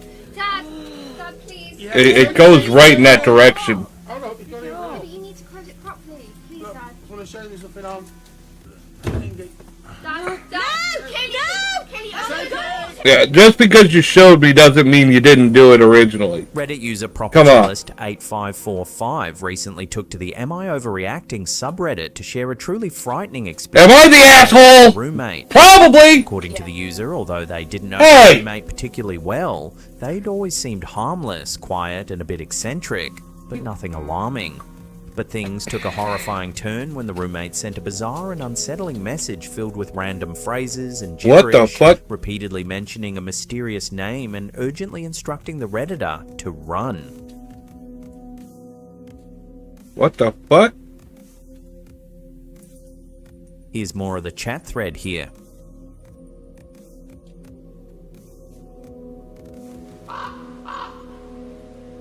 Alarmed, Yes! 8545 went to confront their roommate, fuck? only to find the room eerily empty with unsettling. You are the images asshole. playing on the Thank you. unattended Thank you. Thank you very much. For inspection, they My discovered wife, deeply disturbing internet one of my sites VIPs, everyone's calling me an asshole now. about You are. elves. Yeah, but it's not nice to hear it. Then don't wear the patch. You can see the full search history here. Killing an elf. What the fuck? It's disturbing to say the least. What the fuck? Terrified, the Redditor immediately Hey, packed yo, their what the belongings and fuck? fled, opting to sleep in their car rather than Yeah. staying another night in the same house. Yeah, I'd have been out. Contacted Fuck that local shit. Police to report the incident, though authorities appeared skeptical and did little more than take notes. The Asshole Reddit jingles. quickly went viral, Gee, thanks. attracting hundreds of concerned comments. One user, claiming to have experience in psychology, suggested the roommate might be experiencing a severe psychotic break or delusions, recommending the OP seek immediate safety. As of now, the roommate's bizarre behaviour remains unexplained, leaving Redditors deeply concerned for the original poster's well-being. But what exactly? Now I have I have a friend, or we're not close anymore, but they are schizophrenic, and they stopped taking their meds. And honestly, seeing that firsthand, like what they were like and what they were doing, it's fucking off the wall, really. from thinking like people are out to get them, doing things like acting like sitting by themselves and acting like they're putting things on a shelf. They seem to have like weird tics. Eventually they started getting aggressive and violent. You hear yelling and stuff like that. It was scaring people in the neighborhood. But yeah, when I first met them, and for a while, for years, I had no idea that they were even schizophrenic. I didn't find out until they stopped taking their meds. Yeah. It is scary, because I had no idea what the fuck to do. And because we were friends, I had people coming to me and asking me, I was like, I don't fucking know what to do. You know, I tried talking to him. It was like he was there for some parts and not until like totally somewhere else for other. It was weird. It was weird. I don't know how to really describe it. Was happening here? A dangerous breakdown or something even more sinister? As always, let me know your thoughts down in the comments below.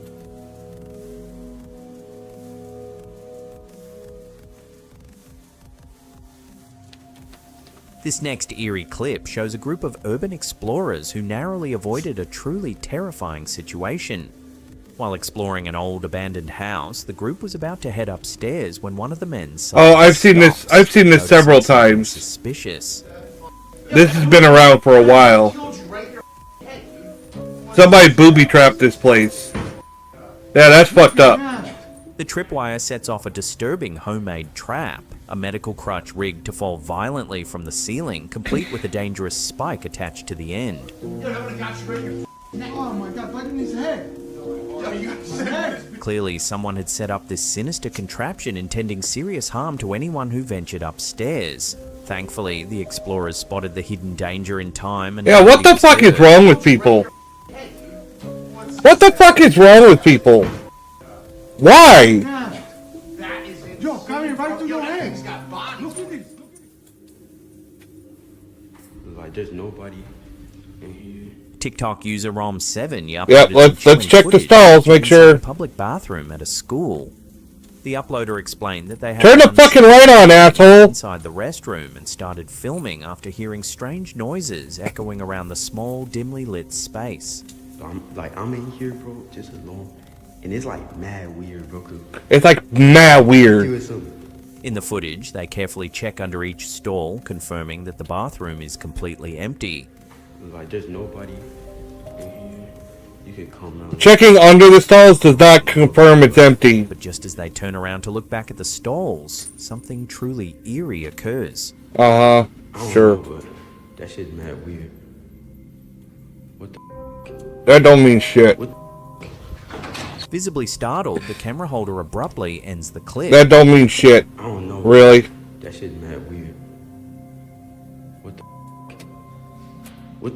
That don't mean shit. But the footage becomes even creepier when slowed down, brightened, and zoomed in. Why? In an enhanced view, a dark head-like shape can clearly be seen peering out from the stall door. Yeah, he was looking under the stalls. Why didn't you just open the fucking doors to the stalls? That's already fucking a red flag. Are you fucking kidding me? To the thorough search showing an empty bathroom. That's not a thorough search. Open the fucking doors. I don't know, but that shit's mad weird. That should set off all kinds of red flags. He'd rather look under the stalls. You know, people can stand on toilets. It's been done. Recently, some peculiar footage surfaced on Instagram via a page called Theories Now, leaving viewers scratching their heads. That is wild. Look at it. The eerie clip, originally recorded by an unidentified witness, shows a bright white orb streaking across the sky at remarkable speed. That's not... I'll set up my camera. The man filming is clearly baffled, repeatedly insisting that the strange object couldn't possibly be an ordinary plane, noting its unusual movements and... No, probably a drone. He even mentions having to run inside his home to grab a camera, afraid no one would believe him without visual proof. I had to go running and get I will say it is moving pretty fast. What's with my camera? Look at this thing. Since being posted, viewers have debated fiercely over what exactly the strange glowing object could be. Some commenters suggest it could simply be a drone buzzing around the neighborhood. Others, however, remain convinced it might be something far more. I'm more on the side of the drone. Nature. That's going way too. Drones can do some wild shit nowadays. That's weird, yes, but doesn't look too weird. Could be a drone. Yeah, I suspect a drone more than anything. Recently uploaded some deeply unsettling home security footage. Terrifying 9-foot creature? Captured in 2020, the eerie motion camera footage shows an unknown, unusually tall figure slowly making its way across the neighbor's backyard at precisely 2:39 a.m. How do you know it's 9 foot? The camera was positioned roughly 10 feet off the ground, and yet the figure seen on film appears to stand. Some drones are fast as heck, yeah. Suggesting the figure must be approximately. Yeah, I worked in entertainment at the theme parks. Moving slowly. The drones that do that shit now to do some of those air shows, they gotta haul ass. Over 10,000 acres, an area rarely visited due to the dangerous wildlife, such as coyotes. That's just Barbara. Bears. Oh, okay. The uploader emphasized I know Barbara. The neighborhood is small, private, and tightly knit, with properties spaced several acres apart.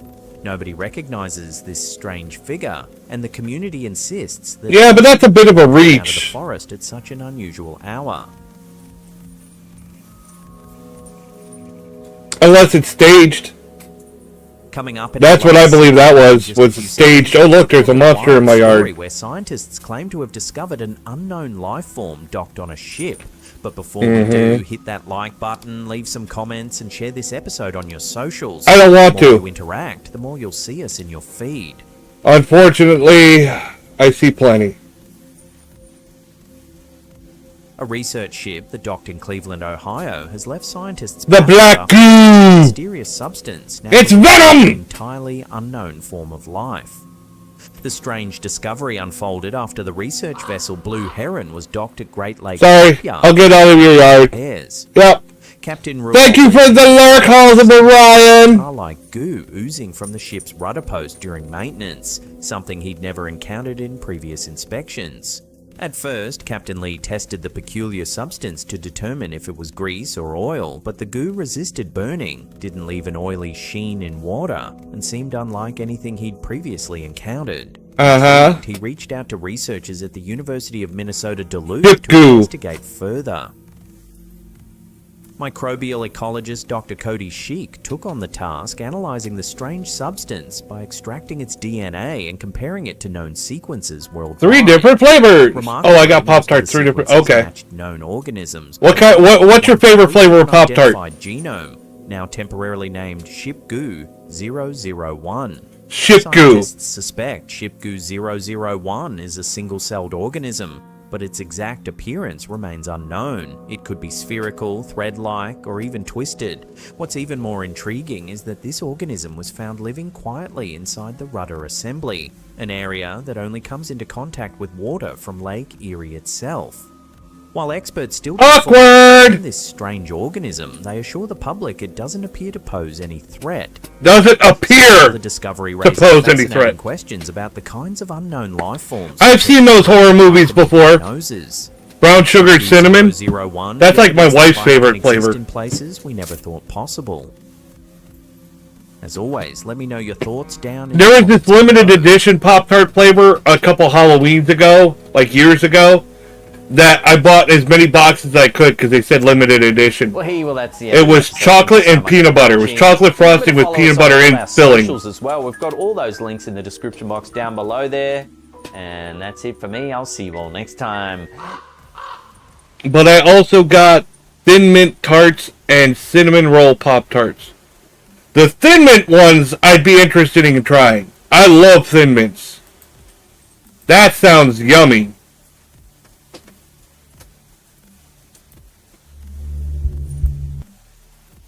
Alright, top 5s.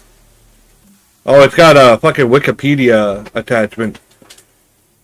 Reptilian humanoids or anthropomorphic reptiles, also called reptiloids, etc., appear in folklore, fiction, and conspiracy. Well, no shit.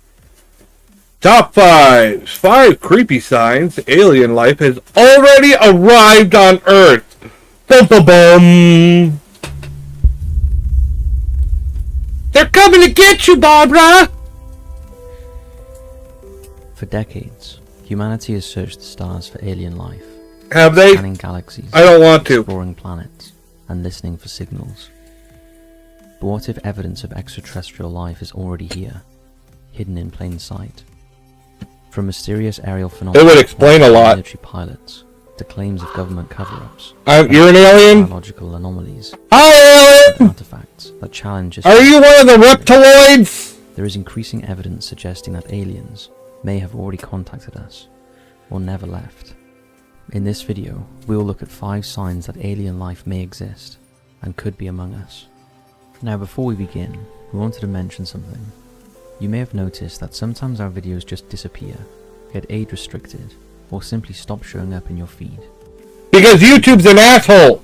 We've been covering topics that are not always algorithm friendly for many years, and honestly YouTube does not love it when we dive deep into certain conversations. You're an apple? Especially the kind that challenge mainstream narratives. So if you ever feel like you're only seeing Okay, Apple Man! it's because in one way you are. That's why we've set up a free You just like it when people bob for you. It's a space where you can post the full, unfiltered versions of our content. We're not asking for money, not unless you want to support. But if you just want access to what YouTube will not show, the free tier is all yours, and the link is in the description. It's important to us that we're able to continue producing content that all of you want to see, but at this rate it's increasingly clear that YouTube do not want us to. You don't know the Apple? And if you haven't already done so, No. hit those lights, sit back, and enjoy. What are you talking about?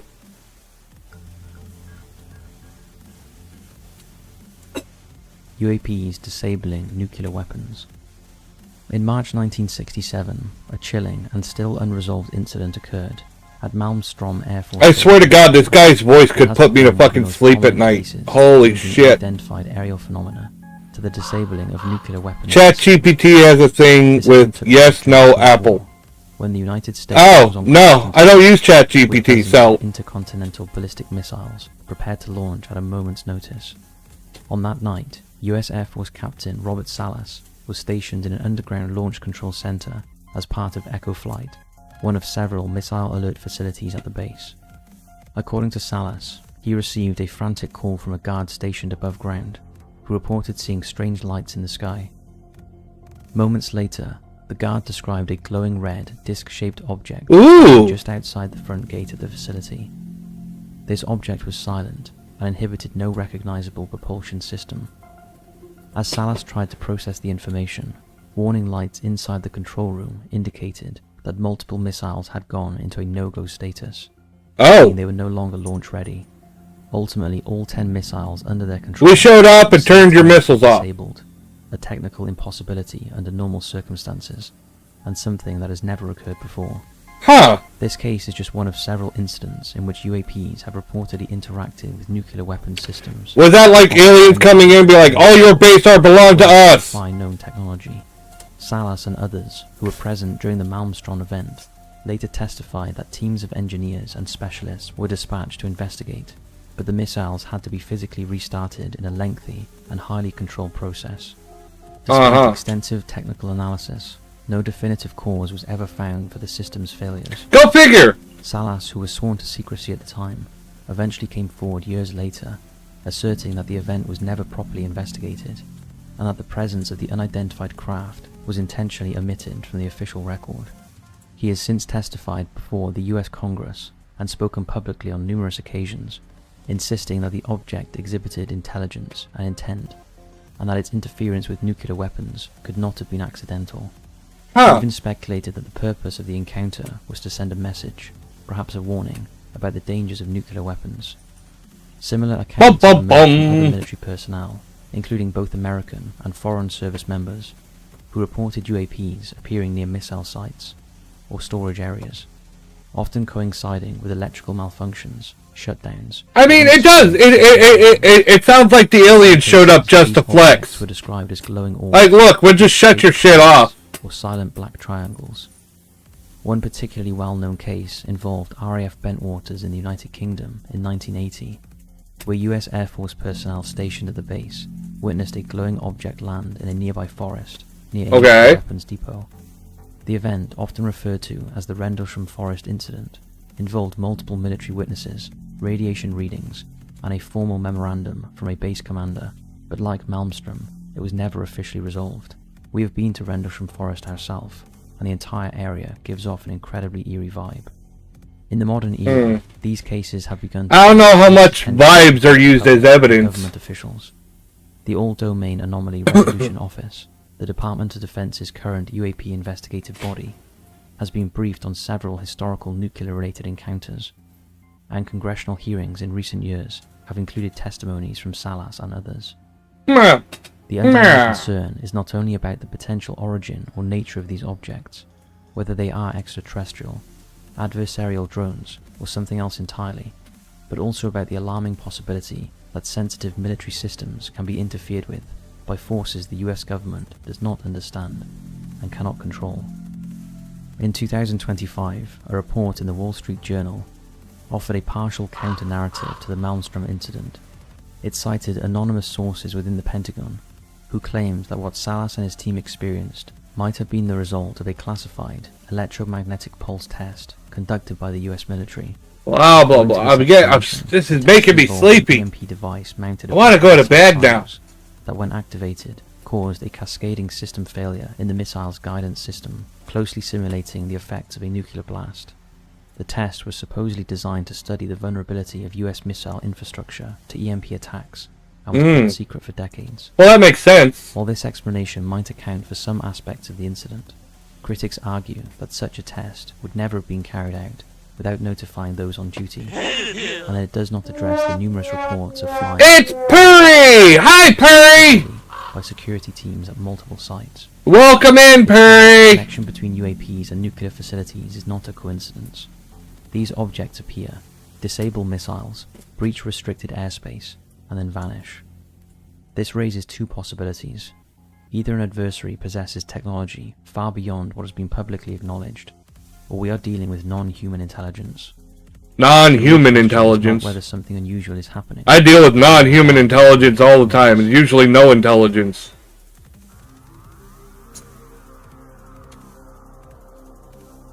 The Las Vegas Backyard Beings video.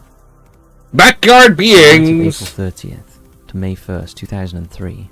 A family in Las Vegas reported witnessing a bright streak in the sky. Why does that sound like some weird kid's toy? Followed by encounters with... Come on, kids! Let's go play with your backyard beings! The family described these beings as greenish grey and skinny, with large eyes and mouths, emitting deep breathing sounds. Family member Angel Kenmore, who was present during the incident, stated that he and his family froze in fear before running inside their home. Officers responded to the 911 call, reporting the incident. One officer noted seeing a bright object in the sky, while the family reported unexplained movements occurring in their yard. Right. A shaky video captured by a body camera and a family member shows vague movements above a fence. Pay special attention to the right side above the fence. Right side above the fence. Okay. But it has been slowed down and replayed, so you can see the supposed entity. Take a look. I bet you did. You're not even breathing hard.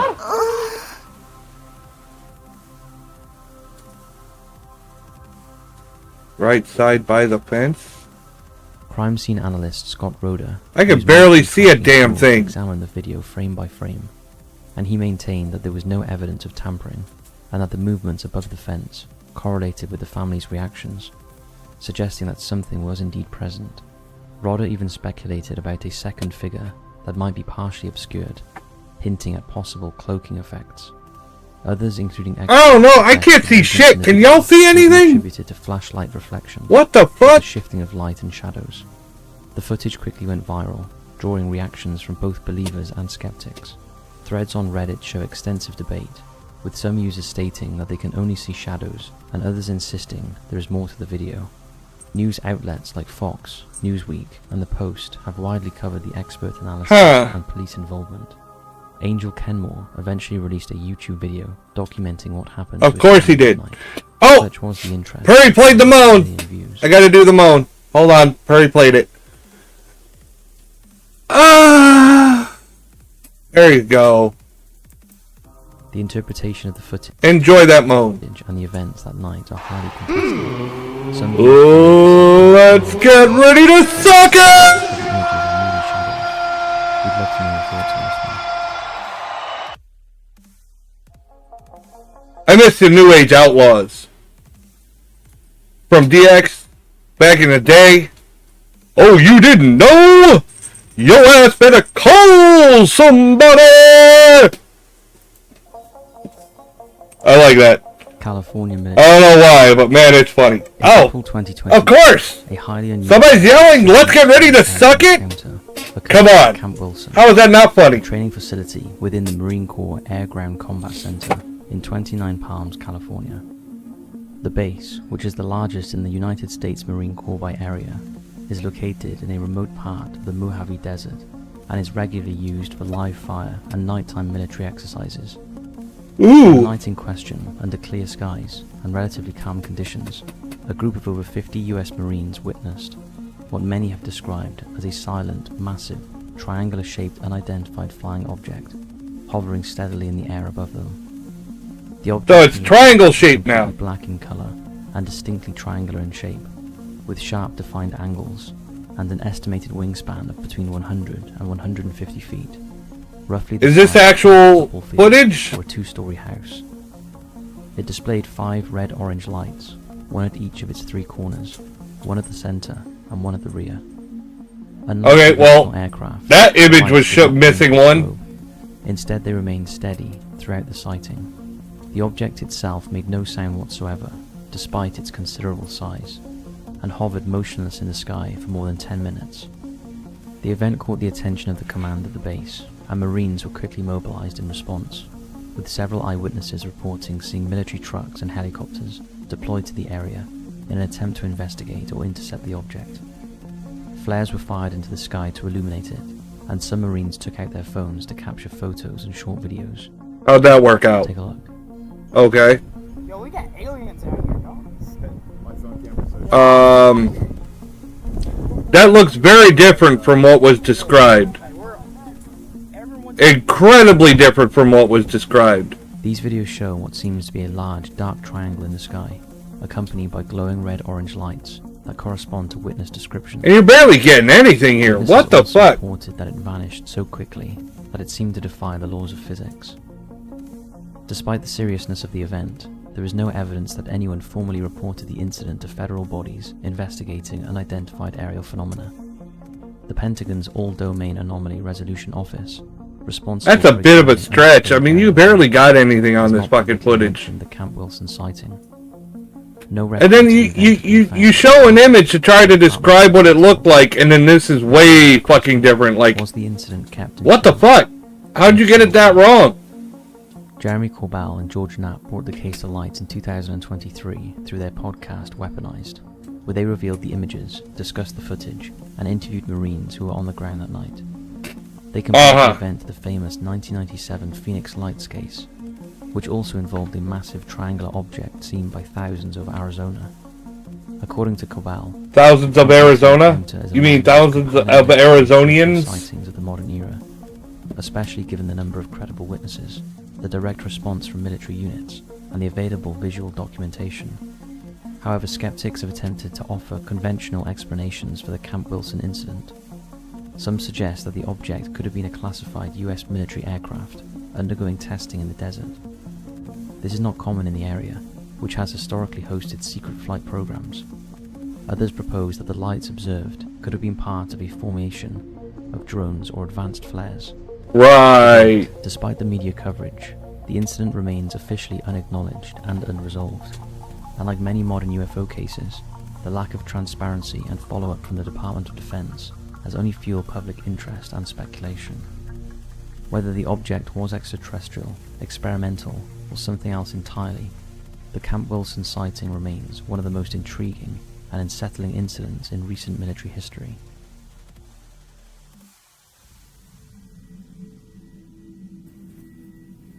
Subterranean tunnels beneath LA are inhabited by lizard people. Now hear me out on this. Lizard people! The conspiracy theory that subterranean tunnels beneath Los Angeles are inhabited by lizard people is one of the more bizarre and enduring urban legends. While this story might seem bizarre, it does have some basis in reality for at least one individual. The origin of the lizard people dates back to 1934 in an article in the Los Angeles Times. The article reported on an unusual claim made by a mining engineer named G. Warren Shefelt. Shefelt believed that he had discovered a vast network of tunnels beneath downtown Los Angeles, which he claimed had been created by a race of highly advanced reptilian beings he referred to as the lizard people. According to the story, the underground labyrinth contained rooms filled with vast stores of gold, artifacts, and even historical records encoded on golden tablets. Shefelt claimed to have invented a device called a radio X-ray that could detect underground formations and voids, which he used to map what he believed was a lizard metropolis stretching beneath the city, particularly beneath areas like Fort Moore Hill and the old downtown district. According to Shefelt's account, the lizard people were an ancient, technologically advanced civilization that had taken refuge I'll get you two underground coffees if following you a do. massive catastrophe. Lizard people! A great fire or flood, thousands of years ago. Look at the size of those fucking eyes. Survivors constructed these subterranean tunnels to escape surface level danger. You think they lick their eyeballs? Advanced knowledge allowed them to create I think that'd be awesome. an intricate ventilation system. He's like, do it again, I want to see it. Descriptions of them resemble the classic reptilian humanoid. That's an awkward. And serpent-like eyes. Hey, baby. Shefelt's efforts were treated with a mix of curiosity. I think you need some skin lotion. You're looking a little dry there. Obtained A permission little to drill scaly. various sites around Fort Moore Hill, convinced he would uncover the tunnel system. However, no definitive Lizards with discoveries were boobs. made, and the excitement around the project eventually faded. Over time, the story of the lizard people became intertwined with larger conspiracy theories about... I mean, to be fair, it really doesn't make any sense for lizards to have boobs. They don't feed their young like that. They hatch from fucking eggs, right? Figures like David Icke expanded on this idea. So lizards wouldn't have boobs, even if they were humanoid. Underground, but also infiltrated positions of... There's my weird brain. According to him, these beings disguise themselves as humans and manipulate global events from behind the scenes. Although there is no archaeological or geological evidence to support the existence of tunnels or reptilian inhabitants, the myth of the lizard people continues to endure. The myth of the lizard people! Reflects deeper anxieties about secrecy, surveillance, and the unseen forces that influence our world. That freaking cat.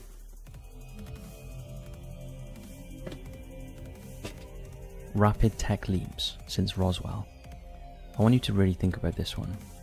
The notion that rapid technological advancements since the 1947 Roswell incident are linked to extraterrestrial influence is one of the most proactive and enduring claims in modern conspiracy theories and UFO lore. Well, no shit. At the core of this theory is the belief that alien technology was recovered, possibly from crashed UFOs, and that it was subsequently reverse engineered in secret US military and government facilities.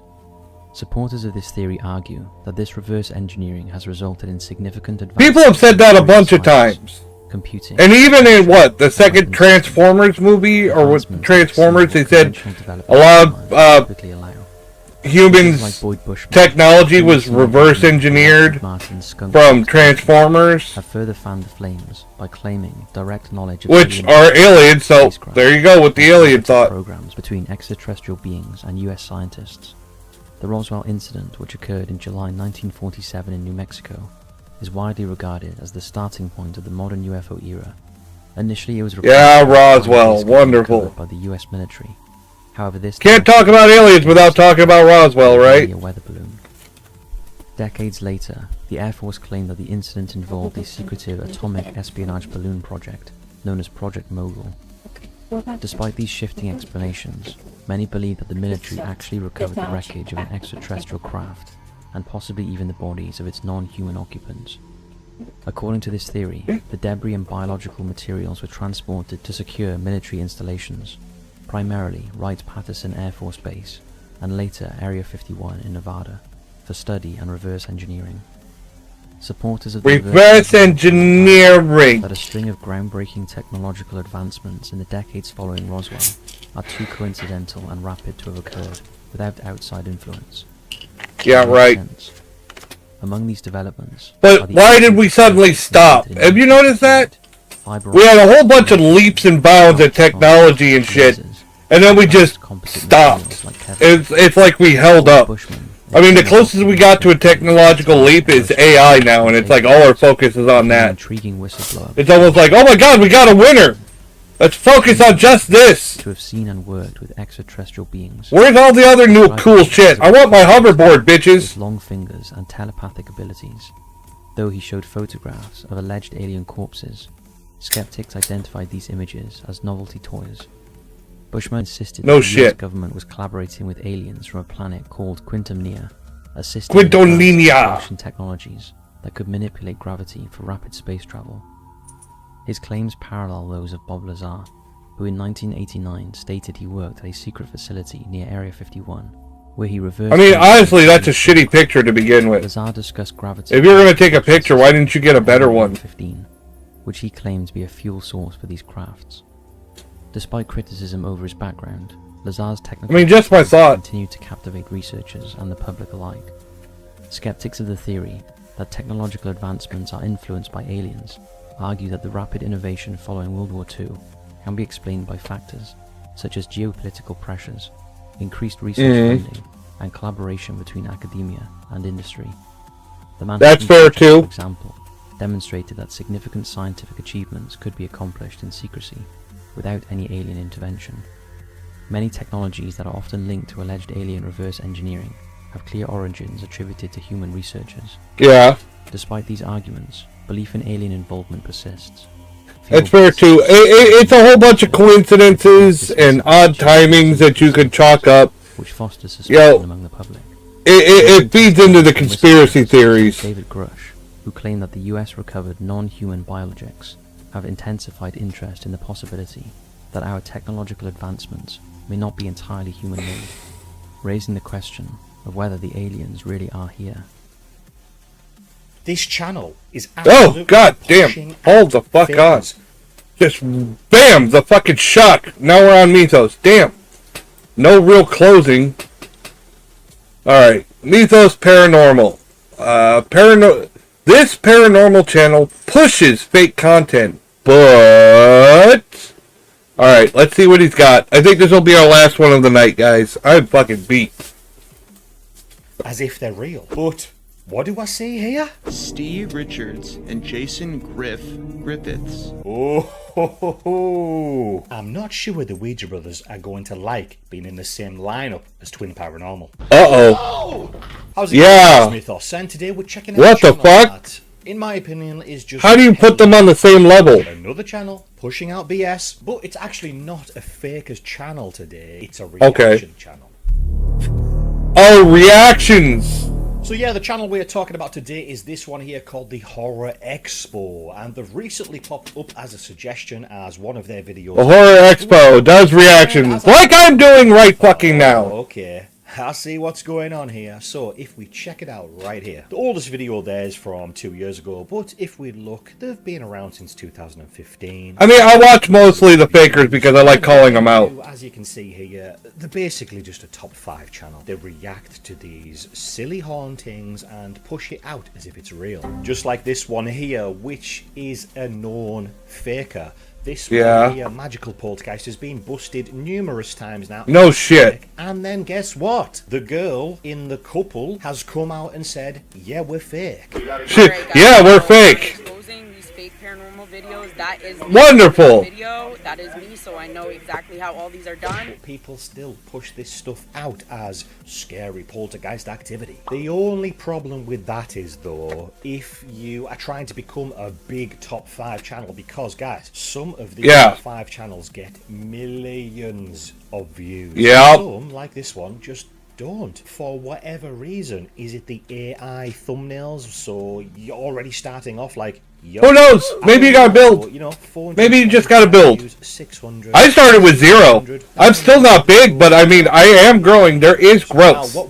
There is growth, and I appreciate y'all. In our little community I do. I appreciate y'all. My regulars, J Raven Gaming, Furry, my wife, my homies like Dr. Aesop and Mags and Rosa and Cora and Dax. That obviously attracts the attention of their audience. I appreciate everybody. Video of whoever calling them fake. Click. Hey, segways. And I think Hey, segways. found that out as well, because if we go up a little bit from his top 5 videos, he then did this one here from a very young looking Colin from the Paranormal Files, the terrifying Colin Brown story. 9 days ago, 2.9k views, which, you know, as we've seen, is much better than his 600 views. And then 3 days later, there's this one, Twin Paranormal, a modern day ghost story. And that's the one that's been blowing up, and that's the one that got recommended to me. 27,000 views. So hey, that's the power of putting people in the thumbnails. So obviously, Paranormal fans have seen that and thought, huh? They're starting to learn the YouTube algorithm bullshit. Getting all kinds of love in the comments, which, let me tell you, is a rare thing from Twin Paranormal fans. We've all seen it. We've all got it. We've watched anyone. Whatever. Fucking Twin Paranormal bullshit. Hate in the comments. Not even in the comments. On Twitter and I really can't stand Twin Paranormal, but I think Sam and Colby are worse. Just for giving an opinion, saying, hey, that seems quite dodgy. When they said this and then they said that, it didn't align up. Things didn't make sense. Are they faking things? To be honest, as a former Twin Paranormal fan myself, and you can go back and look at my Twin Paranormal videos, I've said this multiple times, but they don't listen to that though. I find them insane. I find them insane. Honestly, most of them must be 12. That's the vibes I get. I was like, wow, what's going on in his video? The genesis of one of YouTube's most compelling paranormal channels. Oh, okay. So right. How it's going, yeah? So as I started to watch the video, I was like, wow, he's creating this big, you know, as he says in the title, story. He's creating a story of Twin Paranormal's life. Story! And what went down, the history of them becoming the ghost hunters they are today. Bruh. No. I heard that. I apologize. Oh my god. And then we get another one. Get ready, guys. Brace yourselves. Whoa! Oh! Ow! Oh! What happened? What? Ryan! Are you okay, Ryan? Oh my god, there's a scratch! No way. I can't, dude, it's burning really. Oh! It's burning in my asshole! It's like a hemorrhoid! Oh god! So obviously get you excited. Ah! And then he adds some little narrative points in between, which just hypes up the supposed haunting. A voice comes through, and it's none of their own. It tastes like burning. Screaming noises and what appear to be. Oh, really? Is this some sort of warning? Don't get me started on what those screaming voices could be coming from that device. Come on, guys. This just makes me want to. Yeah, just hang that mouth open there. Up. Oh. He's ready for that dick in his mouth. I personally think so. Look, he started rolling that tongue around. He was thinking about it. What do you mean by So I love the way he hypes it up. This is about to get horrifying. And then nothing happens. That Nothing. Orb to highlight some orb is the only orb in the shot. It's nothing dust! Happened. There's nothing there. It's bullshit! It's nothing! So it looks like something's going over to him, and then he speaks, and it's like, wow, maybe a ghost went over to him and whispered in his ear. No. No. No. Okay. No. Thank you. No. Oh, Thank God. So what Ryan was doing there with a couple of other guys and one of the guys from the Boys channel who was The Boys doing the Estes method, and you might be asking, oh my god, the Estes method, the dumbest thing in fucking face ghost hunting. This method is when a person wears headphones and listens to a spirit sweeper, listening and calling out any specific phrases they might hear. Now, the bizarre thing is that Ryan keeps blurting out phrases that he's hearing from the static, which seem to be in direct relation to what the rest of the team is talking about. And that's the thing, isn't it? We don't know what's going on there. He might not even have anything on in his headphones. He could just be going, yep. Trust me, bro. Purple dress. Penis. Balls. There's not really balls on your chin to prove that something really is going on there. They could just be absolutely making this whole thing up. And like I said before in the video, as a Twin Paranormal fan, I used to watch them so much. This was when I didn't even have a channel. I would watch them, and in some of their Estes sessions, I would think, I don't know if I trust that, because Of course not. I don't fucking trust anything they fucking say. fucking dick. It was just not possible to be true, because once you play with these devices and try them out, you realize it's not giving you actual answers to have a full-on conversation. It's just spitting out rubbish. So watching them having conversations and interacting with each other, it just became completely unbelievable. And of course, because that Twin Paranormal video did very well, who's up next? A couple of days later from the Twin Paranormal one, Paranormal Nightmare TV, a lifetime of ghosts and hauntings. Wow, that's cool. 11,000 views as well. Wow, this one's kind of blowing up as well. What did I say about putting them in the thumbnail? And as I said about the Twin Paranormal fans, Paranormal Nightmare TV fans are just as bad. You will always get shit if you call them out, because they're the nicest guys in the paranormal. Oh, hell no! Multiple of us have proved that it's all fake. It's all an act. They push the nice Christian belief onto you, making you think that they were doing of wrong. course. They wouldn't fake. But of course not! Shown multiple times. You can go back onto my channel. You can go back onto... They wouldn't lie to us! And they've actually... To make money? Awesome job. Love your content. Humans don't do that! Lay everything out. The sky is the limit for your channel. Best wishes and success. Yes, because he obviously, like the other videos, is going to boost them up. Hype up the hauntings. And conveniently leave out any faking that's being put out on YouTube about no shit. And of course, like I said earlier as well, it's rare to get nice comments from the twins. It's the same with their whatever. Well, if you go down the channel, it's I'll shit talk the twins all I fucking want. Most real. Like, guys, come on, please. Take the I court the friggin' backlash. Must be a politician. I cannot be bothered to go over it again. I will link a video at the end of this video. And then, because these videos have been doing well, oh wow, who's up next? Project Fear. I think he's figured out what the game plan should be going forward on his channel. And as I said, cha-ching, I called his channel, whoever it is, I mean, it sounds like AI, could be anyone. I called them a paranormal peddler. And it's the same with this Project Fear video. Get ready.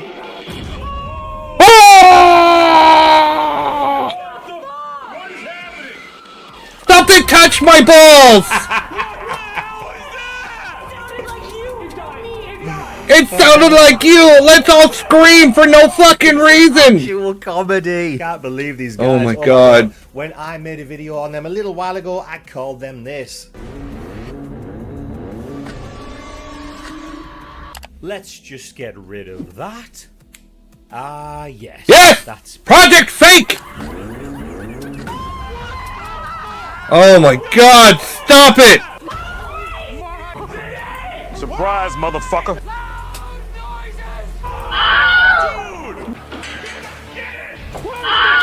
Just said near death! It's a memory! You are an idiot!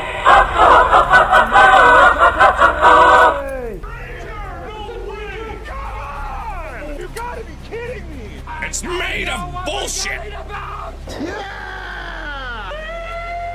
Yo! Hey yo, what the fuck? I'm hungry! Yeah! So yeah, it's just fake. It's absolute overreactions just to give the audience, which in their case, I find it more annoying than anything. Paranormal and Sam McCall, the age range, the hype and excitement to keep them all engaged. Watch the whole video, constant bombardment with things happening, screams, loud noises, doors slamming, shadows running past. Because the longer they watch the video, the more watch time they're going to get, and the more money that is going to be coming in as well. I love this. Fake paranormal. All's I'm saying. People can barely make it through an hour of minimal activity. If you guys make ghost hunting videos, you know about YouTube analytics, you will notice that if nothing is happening in the video and you're staying quiet, you're trying to listen, you don't want to miss anything that could happen. If nothing's happening the first 20 minutes, people are going to start dropping like flies. Everyone's going to stop watching, and retention, click-through rate, is super important on YouTube if you want to be. Unfortunately, yeah. Do well. There you go. YouTube benefits the fucking fakers. Video right now. Half of the people. It benefits the fakers. Screaming and shouting and running around, screaming demon, which is what they all. Demon, screaming demon. As he said, a great explanation there. Thank you very much. A little insight into the faker's mind, and the same with the other videos as well, which we've looked at. The other channels that he pushes out there. It literally could have came from any single door at any single. He pushes out more clearly fake things, so let me give you an option. A girl ghost screamed at the top of her voice and shut her door. And it couldn't be a plant? What do you think is more likely in your head? We've often seen channels out there putting the people on the camera who they're wanting and leaving someone off camera who's giving activity. And in my Project Fear video, I did kind of think that was going on as well. So there we go, guys. There's not much else to look at here. They're pushing out a tap turning on and all screaming and everything and claiming that obviously a ghost or some demon did it. Of course, it's great. The demons did it! And that's that with the Horror Expo. I don't know if the demons always do it! He's a fan of these channels, or he's pushing them out, hyping them up, and basically licking their ass so fans lick. Stop licking their ass! Engagement. I mean, it's what it seems to Stop with the ass licking! About them and then that's gross! So the fans come over and subscribe to you because you're also a fan of them, not someone saying, that seemed quite fake, buddy. In each of those videos about those channels, there's been plenty of debunking videos out there calling them out for different things, and this Horror Expo is conveniently leaving all of that out. And yes, this is Editing Mythos. I have just been onto the channel to get some screenshots and things for the video, and you will not believe what I have just said. Of course you will, because you will have seen it at the very start of the video, because I'm going to add it in there now. But check this out. Look at what we have here. The Ouija Brothers. Put up 23 hours ago. The Ouija Brothers. Wow. The Ouija Brothers, a history of England's famous ghost hunting YouTubers. Now, let me tell you what, guys. I have not spoke to Steve and Griff yet. I have literally just seen this, and I do not know if they are going to be happy being alongside the likes of Paranormal. I'm interested in finding out how this goes. Theory in the video, what I was just talking about, is latching onto these channels, using them to hopefully bring their fans over and subscribe to him. Nice la-di-da video on their favourite la-di-da. Because come on now, he's just picking out channels now and doing videos on them. If you no shit, know your stuff, you know Ouija Brothers do not fake their content, and of course not. He is pushing everyone out there as legit. He's hyping up all of the hauntings like I've covered. And I don't know if he believes it or not, but like I say, if you YouTube any of those channels, you will see the debunking videos, and you will see them all get called out for fake, but you will not see that with the Ouija Brothers. I mean, there's been some controversies and things like that, but no faking at all. But everyone else, I think they've pretty much been caught. Busted! Is very dodgy. I do not like it at all. You know, if people know the Ouija Brothers are real, and they've never heard of Twin Paranormal, they might go on this channel and think, oh wow, the Ouija Brothers are real, and he's hyped them up so much like he does. And it says I've watched it a little bit there. I actually haven't, so I just clicked on it. I don't know what he says in the video, but I presume it's going to be like the rest. He's going to hype them up, lick their ass like I've lick their ass, subscribe to him. And I think he's jumped stop with the ass licking, please. So doing that is working. But what I was going to say, people might think the Ouija Brothers are real, and who's this next to them? They might not have heard of them, Project Fear. They'll click on that video, hear all of this same stuff he's obviously going to say about the Ouija Brothers, and think that they are legit as well. Or it could go the other way. People could click, see faker, and then faker, and yeah, it's possible. Guys, I do not like this. I'd like to assume that people would use common sense, but correct. He's figured out what works. I've learned how bad it is to assume that in the real world. No, guys, let me know what you think down in the comments below. I'm sure we already have, but that new little revelation at the end of the video where we've seen Ouija Brothers on our channel. Oops! What do you think? Let me Whoopsies! know. Griff, have you watched this video yet? What's he saying about you? I hope Bezos does a follow-up to this. Skepticism meets supernatural curiosity. Two friends from the West Midlands of England have carved out their own unique corner of the paranormal investigation world. How is it unique? They tell the truth? Let me just see what he just said again. In the digital age, where skepticism meets supernatural curiosity, two friends from the West Midlands of England have carved out their own unique corner of the paranormal investigation world. Right, so what is he saying there? Skepticism meets paranormal. They've carved out their own little corner or whatever he said. So he knows about them. That they're not just diving in there and screaming demon like everyone else. So is he admitting that these are real? And he surely must know that the others aren't, right? So why is he pushing all of the others out? Like because they're worth views. They're worth views. But I'll be honest, what I'm liking, that's it. Now, let me tell you what though. He makes good videos. He really does make well put together videos. But with a lot of them, what we've seen, it's just pushing out bullshit. Bullshit after bullshit. Much else to say. I'm going to dive into the comments now and see what you lot are saying. Good luck with that. Watching, guys. I will link the two videos here at the end. What I was talking about, Project Fear and Paranormal Nightmare TV. If you want to check those out and see what was going on in them. So thank you so much for watching, guys. I appreciate it, and I will see you in the next one. Yay! The Y-Files? Oh, Y-Files is next. Bitch, I said pause. Alright, I'm not jumping into a Y-Files episode right now. We'll save that for the next episode of Ghost Bakers. It's called the Greada Treaty, America's Alien Alliance. Ooh! But it's a script, so that means that there's no hecklefish. Fuck! Hecklefish is like the best part. Oh, I am fucking sleepy as shit. On that note, I think I am going to wrap up for the evening. Let's see, let's go. Let's turn that off. Watch my boner grow. Gotta center myself first. Gotta reach Zen. Zen. Reach my boner Zen. Boner Zen. There we go. There we go. Ah! The fuck? God damn it. Alright. On that note, before I crash out, because I am fucking exhausted. Thank you all for coming tonight. Thank you for being here, J Raven Gaming. And you too, Purry, assuming you're still out there. I know you like to get all quiet. Thank you all for coming. All my fans, all the people coming to check me out, even if it's your first time. I appreciate it, everyone! I will not be streaming tomorrow evening. I have engagements to hang out with someone from out of town. Saturday is going to be the Werewolf the Apocalypse game. What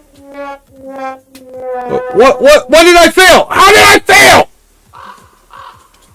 Not fair. I don't even know what I'm playing. How do I fail at it? No, Werewolf the Apocalypse is on Saturday. Supposedly there's like 2 or 3 more games left in the Chronicle. I guess because he wants to wrap up the story with that.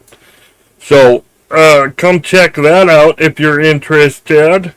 And then I'm off Sunday, Monday. And then we're back to Ghost Fakers again on Tuesday. So, yay! But we should be we'll be into October next week when I get back to streaming. So, we'll be in haunted season. We'll be in the spooky season officially. And I can wear my creepy Halloween costume, and we can start doing the creepy Halloween stuff. Collabs and stuff like that. So, October is going to be fun. October is going to be fun with Nocturne, especially since we're all creepy themed vampires and demons and evil carnival barkers and skeletons and all that fun stuff. We're all a bunch of creepy fuckers. A flaming skeleton. There's another skeleton in Nocturne. Yep, Dax. I'm already slightly spookified. Well, that's good. That's good. I mean, you know, a lot of people are generally spooked by a giant boner. Especially when they're wondering where it's going to go. Alright. On that note, I'm going to crash out. I'm heading to bed. Have a good night, everybody. I will see you again Saturday if you come by. Good night, Purry. Good night, Jay. Good night, everybody. Good night, honey. I love you. Get up. I'm kidding. I'll catch you around later. Good night, everybody.